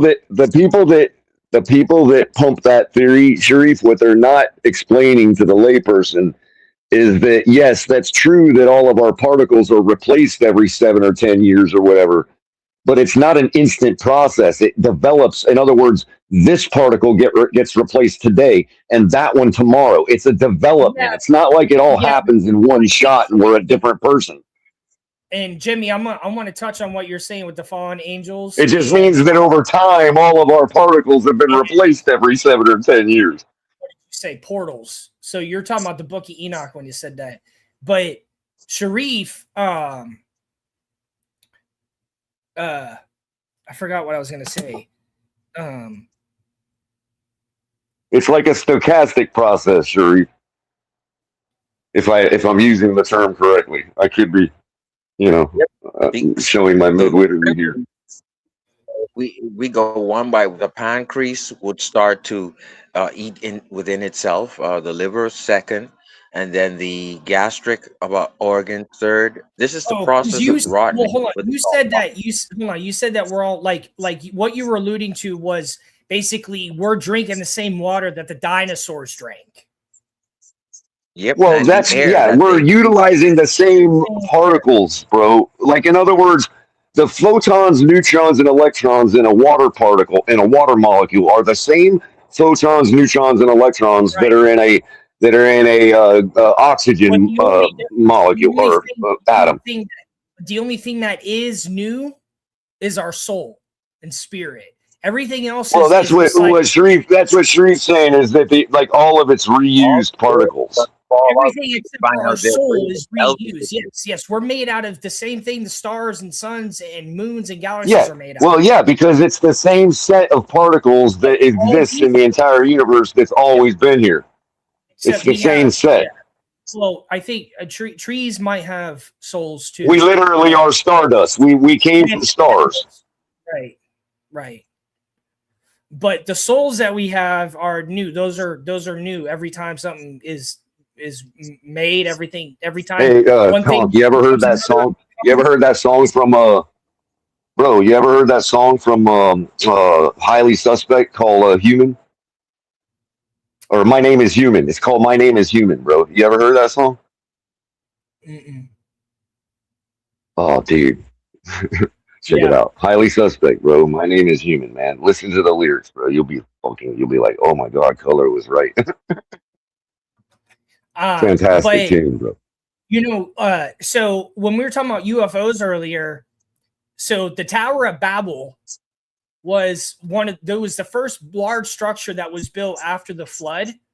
And it was so when you read, like when I read the Bible, God only intervened so many times where he physically took part in destroying something. The Tower of Babel was one of those.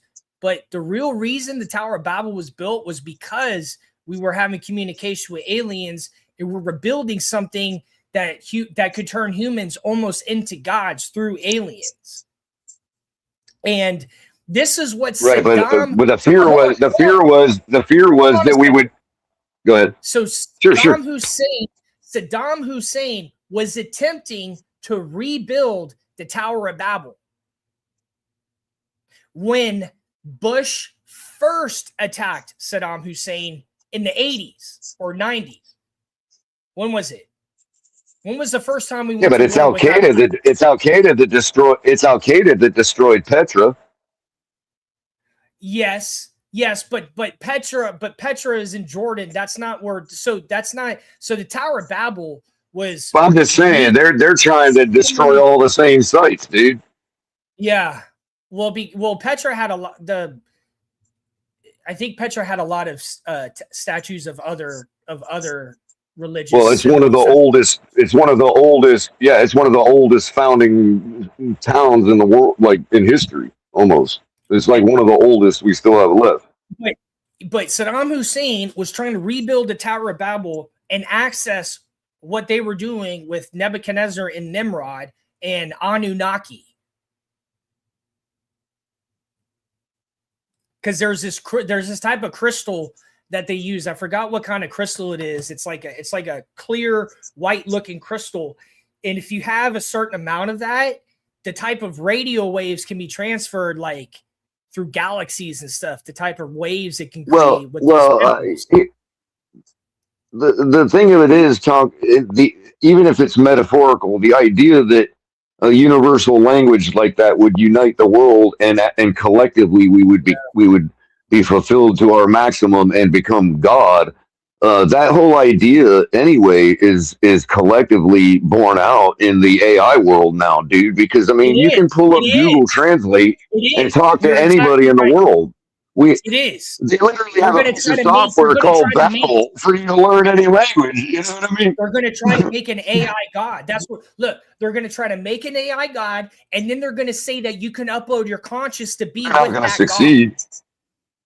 Like it's now, if I were to bring it back to the real world talk, if I were to just bring it back to the real world for a moment, they're not going to succeed. It doesn't have the capability, and they're overselling it. That's a big scam. But besides that, I know what they're attempting to do. I don't ever talk about crystals. This is what I researched and found out. Besides that, I don't talk about crystals. But it is true what they were doing.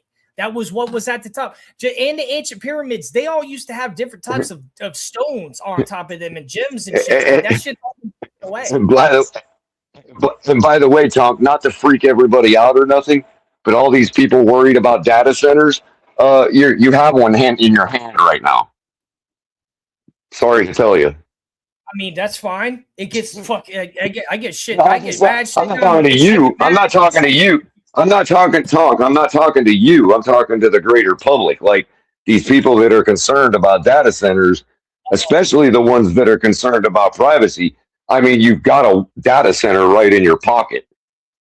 But I don't know if you've ever read the book Enoch, Jimmy. But the amount of resources that a cell phone uses, dude, compared to a data center per capita, Tom, is destroying this planet. Not the data centers using water. No. And the carbon footprint of your average cell phone. Oh my God! And I'm not even into that shit, Tom. I don't even care. I'm just pointing out fact. Well, you know what? That's why I went to iPhone, because I've had this phone right now for 3 years, and it still works incredibly well. It's lasted a very long time. It still has plenty of life, plenty of storage, plenty of battery time. If I had an Android this long, that phone would be struggling. Tonk, I do want to. Bought my dad an iPhone recently, an older iPhone, and it still works perfect. So when it comes real quick, this is not to dispute what you're saying about Apple products, because you use them and I don't, so I'm not trying to dispute that. I do want to, however, let you know that the last time I bought a Nokia phone, Nokia has been bought by a company called HMD Global. Are you familiar with them? No, but I know who Nokia was. So, okay, right. So Nokia, you could still get a Nokia, but they're slowly pretty much rebranding all their products to HMD, right? HMD, when you buy a phone from their website, and this is for your knowledge, because personally it doesn't affect me so much, but just to know that I'm passing this information to you as a person that is active when it comes to this stuff. When you buy anything from them, a phone, a tablet, accessories, whatever, your online account manager for purchasing from them, like the place where they know about you and you register your devices and all that for warranty and all that, it keeps track. It tells you exactly what every product you have and its carbon footprint and how much your overall carbon footprint because of the stuff you bought from them is, bro. And it has that all there right there for you to see, bro. Like keeping track of it all. So I just wanted you to know that, so you know that here's a company, HMD Global, that cares about the stuff you care about. You know what I mean? So what in that document? You can pass that along. Pass that along to somebody. Well, that's something you can pass along to somebody that just doesn't want to use an iPhone. You know what I mean? But what they did is it's called an Environmental Product Declaration, an EPD. That's what they make, are EPDs. And when I work, right, and they tell their shit tells you before you buy it how much it's going to impact the carbon. That's a life cycle analysis, an EPD, and an embodied carbon calculator. An embodied carbon calculator. So you talk to a lot of people, right? So you talk to a lot of people that just don't. Right. I was going to say, you talk to a lot of people that just won't use Apple products, bro. And I figured that'd be a piece of information you could pass along to those people. You know what I mean? Instead of, if you need something besides Apple products. They used to be that way. Like, man, how durable they are, how strong they are. If you're trying to reduce, sustainability is buying something one time and using it for a super long time. That's sustainability. The other selling point is their other selling point is the Nokia phones don't have any of the bloat. They just have Google's raw Android software. We got a super environmentally friendly phone, but it doesn't last that long versus one that's a little bit more costly on the environment, but lasts a lot longer. Right. Like sometimes. Right. There should be a balance. There should be a balance. Right. It's a gradient. Right. There should be a balance that can be YouTube video I was talking about earlier, STS, I think it was like 145. It shows so it shows Earth. You see Earth like down here, and you see like this little ball going like moving around like this, and you see this bright light flash. And where that bright light was, it was Australia and this company called HARP.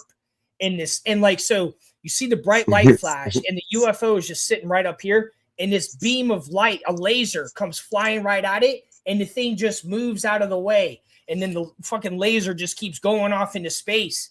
And they were literally trying to shoot down the UFO. And how fast that thing had to move to get out of the way was probably like 500 miles per second, 600, 700 miles per second. You had to move to get out of the way. That's why I say that these beings are not from our dimension. To move that fast is just like we're not capable of that. These things are so freaking advanced. Like we've been having communication with these things for so many years, and we still don't speak another alien language. Well, like, are we speaking alien languages? Are we flying in and out with UFOs? It might not be that the government is keeping this from us. It might be that we're not physically able to interact with these beings. Like we might not have the ability to talk to them or be around them. We don't know if they have radiation. These things might have toxic radiation that kills us 5 minutes after meeting us. You don't know, like these things are from dimensions that's why I said they're from areas that don't, like, our laws of physics don't apply to these things because they're not from think about think about Star Trek, Tonk. They don't always do it because we don't have to, but the Enterprise can fashion a photon torpedo that will literally incinerate an entire planet. One photon from their photon banks. You know what I mean? I know a person who's in if they configure it the right way, if Spock configures it, they can literally blow up an entire planet. I know a person who has worked with NASA and has worked with people that work with aliens. And what I was told, that these people are very strange people. They're very, very, very strange people. So maybe they're loons.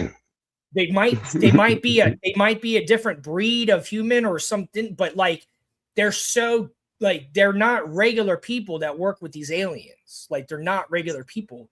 So that's how difficult it is. And like, and just. So why would the aliens choose these people to interact with? The most illogical, fallacious people on the planet. I think it has to do with laws of physics and what we're physically capable of doing. I mean, these things could be millions of years old, billions of years old, things that like come from different dimensions. They could be as old as the actual universe. They could have a different God. Well, they could also just be simple tooth fairies that we didn't know about. I mean, they could literally be anything. You could literally think of anything. I mean, I honestly think they can, because something that isn't of our dimension, of our physics. And so that's what I'm saying. So like 100,000 years from now, if somebody digs up a Star Trek DVD and they examine it and they figure out, oh, we just need to apply a laser light to this to render what's on it, and they watch this whole thing, are they going to assume that we had that technology? So there's this. Are there going to be whole groups of people? Are there going to be whole groups of people that claim that we must have had faster than light travel back then? Well, here's an example of technology. There's this program I follow where they had this. It looks like I think it's made out of some kind of mineral. It looks like a rock or a stone. And on the front of it, it has like it looks like a sundial on the one side, but on the other side of it, it's a fucking alien. The other side of it is an alien. And that's what I'm saying. You're just saying it's an alien, dude. Like, but you put. I can say it's a unicorn. But you put this piece on it, and it turns into a light without any batteries, and you can see. Has anybody actually constructed that? No, I don't know where they got it from. Whoever made this. Has anybody today constructed that? Hold on. Let me finish before you ask questions. I'll gladly answer your questions, but let me finish before you ask them. So they welded metal to rock. We can't do that. We can't physically. What do you mean we can't do that? So we can put metal in rock, but we can't combine rock and metal. Well, metal is rock. It's just metallic rock. But what I'm saying is, it's like they're fusing things that we can't fuse and harness the same way. Even Nikola Tesla. Well, that might be. If anyone, Nikola Tesla was probably closest to being able to do that. But the way that they constructed this thing, it's like, what the heck is, like, it was one of the most amazing things I've ever seen. Wonder if I could find a picture of it. Let me see. So alien rock lamp. I can see their smelting process is being so advanced that they could create like certain ores that or certain steels that we couldn't. You know what I mean? Like with the injection of different stuff besides carbon. Like we inject carbon and all that to make it like high strength steel and all that. You know what I mean? And titanium. Like, and they could come up with other things to infuse in it that we don't know about that makes it like some special metal we've never seen. I could go with that. You know what I mean? But that's still grounded in physics. When I see it pop up on my feed again, I'll screenshot it. Because it's so freaking cool. I'm not disputing at all that they may have physics we don't understand. I'm simply saying that if the physics exists to be understood, then everybody could understand it eventually. It's just a matter of time. Or maybe our brains don't have that capacity. I could be wrong there. You know what I mean? But we could be like geese to them. You know, he took a piece off. He took a piece off and it turned off, and then he put it back on and it turned on. It was like a permanent flashlight. But Shake will be jumping on here soon. I think he's doing a show tonight. I'm not sure, but I know I'm getting tired. So thank you all for being here. I forget who it was, but right on, just to finish that off real quick, there was a guy, I forget who it was, that said that any sufficiently advanced technology would always be misunderstood as magic. Yes, exactly.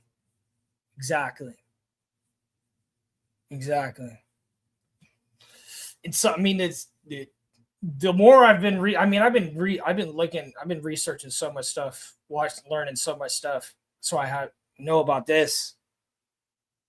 But it's just information is so readily available nowadays. It's hard to keep things secret. It's probably why they, because a lot of the information that has been released by the government recently about UFOs is old information. They're just finally giving it to us. Mm-hmm. Right. So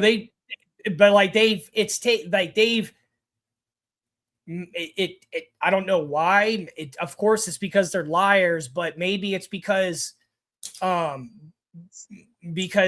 finally. It's an opiate of the mass. It's one of the several opiates of the masses, dude. Or maybe they finally made a breakthrough where they can give you this information and it doesn't impede on the stuff that they know and they're not telling us. It might have been. Well, it's kind of funny how they always say they release information, but if you actually go pull up the documents, it's all redacted, man. Like what they released yesterday, the election documents, right?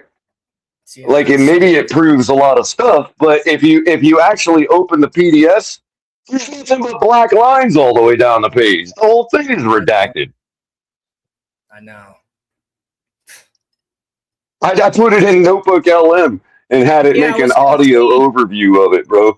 I was going to say there's programs that you probably know of that you can unredact some of the information. It's not unredactable, but interestingly enough, though, you can take the PDFs and put it in Gemini Notebook now and have it extract the text and create an audio overview. You can literally have like two AIs debating the topic. It's hilarious, bro.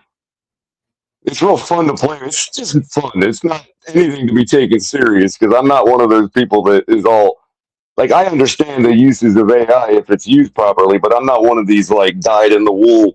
It's going to, it's the smartest thing on the planet, but it is fun to play with. And some of these programs they have to where you can put in a YouTube video link, like this show, for instance. Somebody can put a link to this show in a Notebook LM and have it totally create an overview document, create an audio overview, all kinds of stuff, have two people sitting there critiquing it, all kinds of shit, bro. It's hilarious.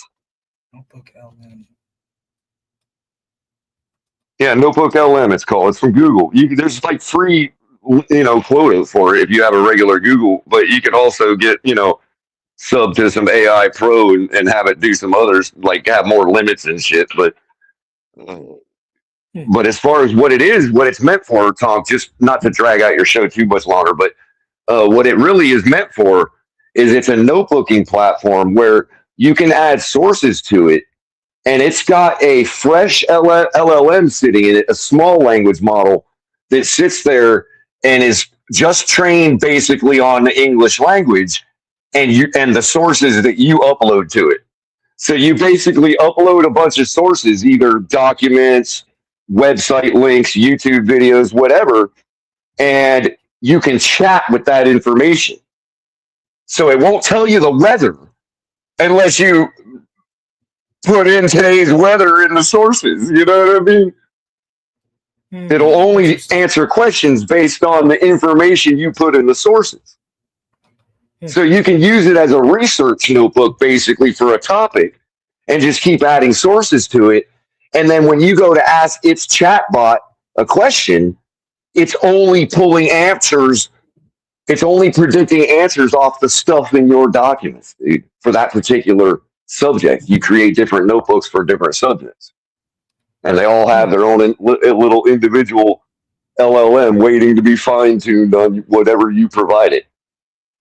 And as such, besides being able to chat with it, it has different functions you can do. Like you can have it create overview documents. You can have it create slide decks, PowerPoint presentations, audio overviews, video overviews. You can tell it what you want to include in all these things. You can highly tailor it to how you want, or use defaults for everything. It doesn't matter, but you can basically tailor it to what you want it to produce out of that source. So for tonight's show, you might open up a notebook, provide it the link to tonight's show. It'll extract it'll extract the transcripts, and then you can say, give me an audio interview. And when you pull up that interface, it'll be like, how do you want it? Do you want it short? Do you want it long?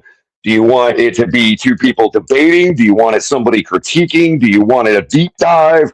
Whatever, you know what I mean? And you hit go, and it sits there and generates it for 5 or 10 minutes. And then you play it, and it's like a 45-minute long, whatever you chose to do. And it's if you have two people debating, they'll literally interrupt each other like we do. You know what I mean? And the other one will be like, hold on, let me finish my point. It'll make it totally real seeming, dude. It's totally fake, and it's totally just for fun. But it can be pretty useful to, parse information out of sources. So for instance, if all your favorite YouTubers are saying pretty much the same thing and you don't want to watch every single one of their videos, throw all 5 of them in your Notebook LM and have it create an audio overview of the whole thing. And you'll get the gist of them all in one shot.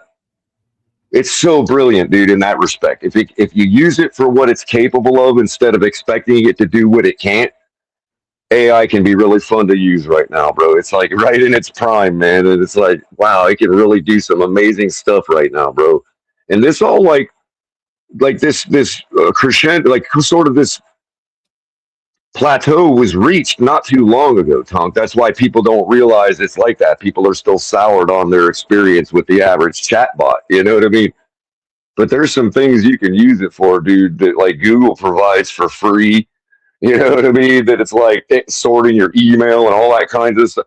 Your junk folder, if it's anything like mine, Tonk, or your inbox, bye-bye. Just have a chat. Just have a chat with Gemini.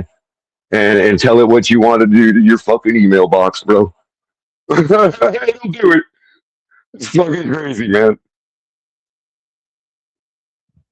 Anyway, I'll leave you with that. So, all right. I don't have controls tonight. I can't shut it down for you. Thank you for everyone being here with me today. I'll try to be back next week. Maybe see you on Shake's show. Shake's going to be live here in about 20 minutes. I'll see y'all later. Peace.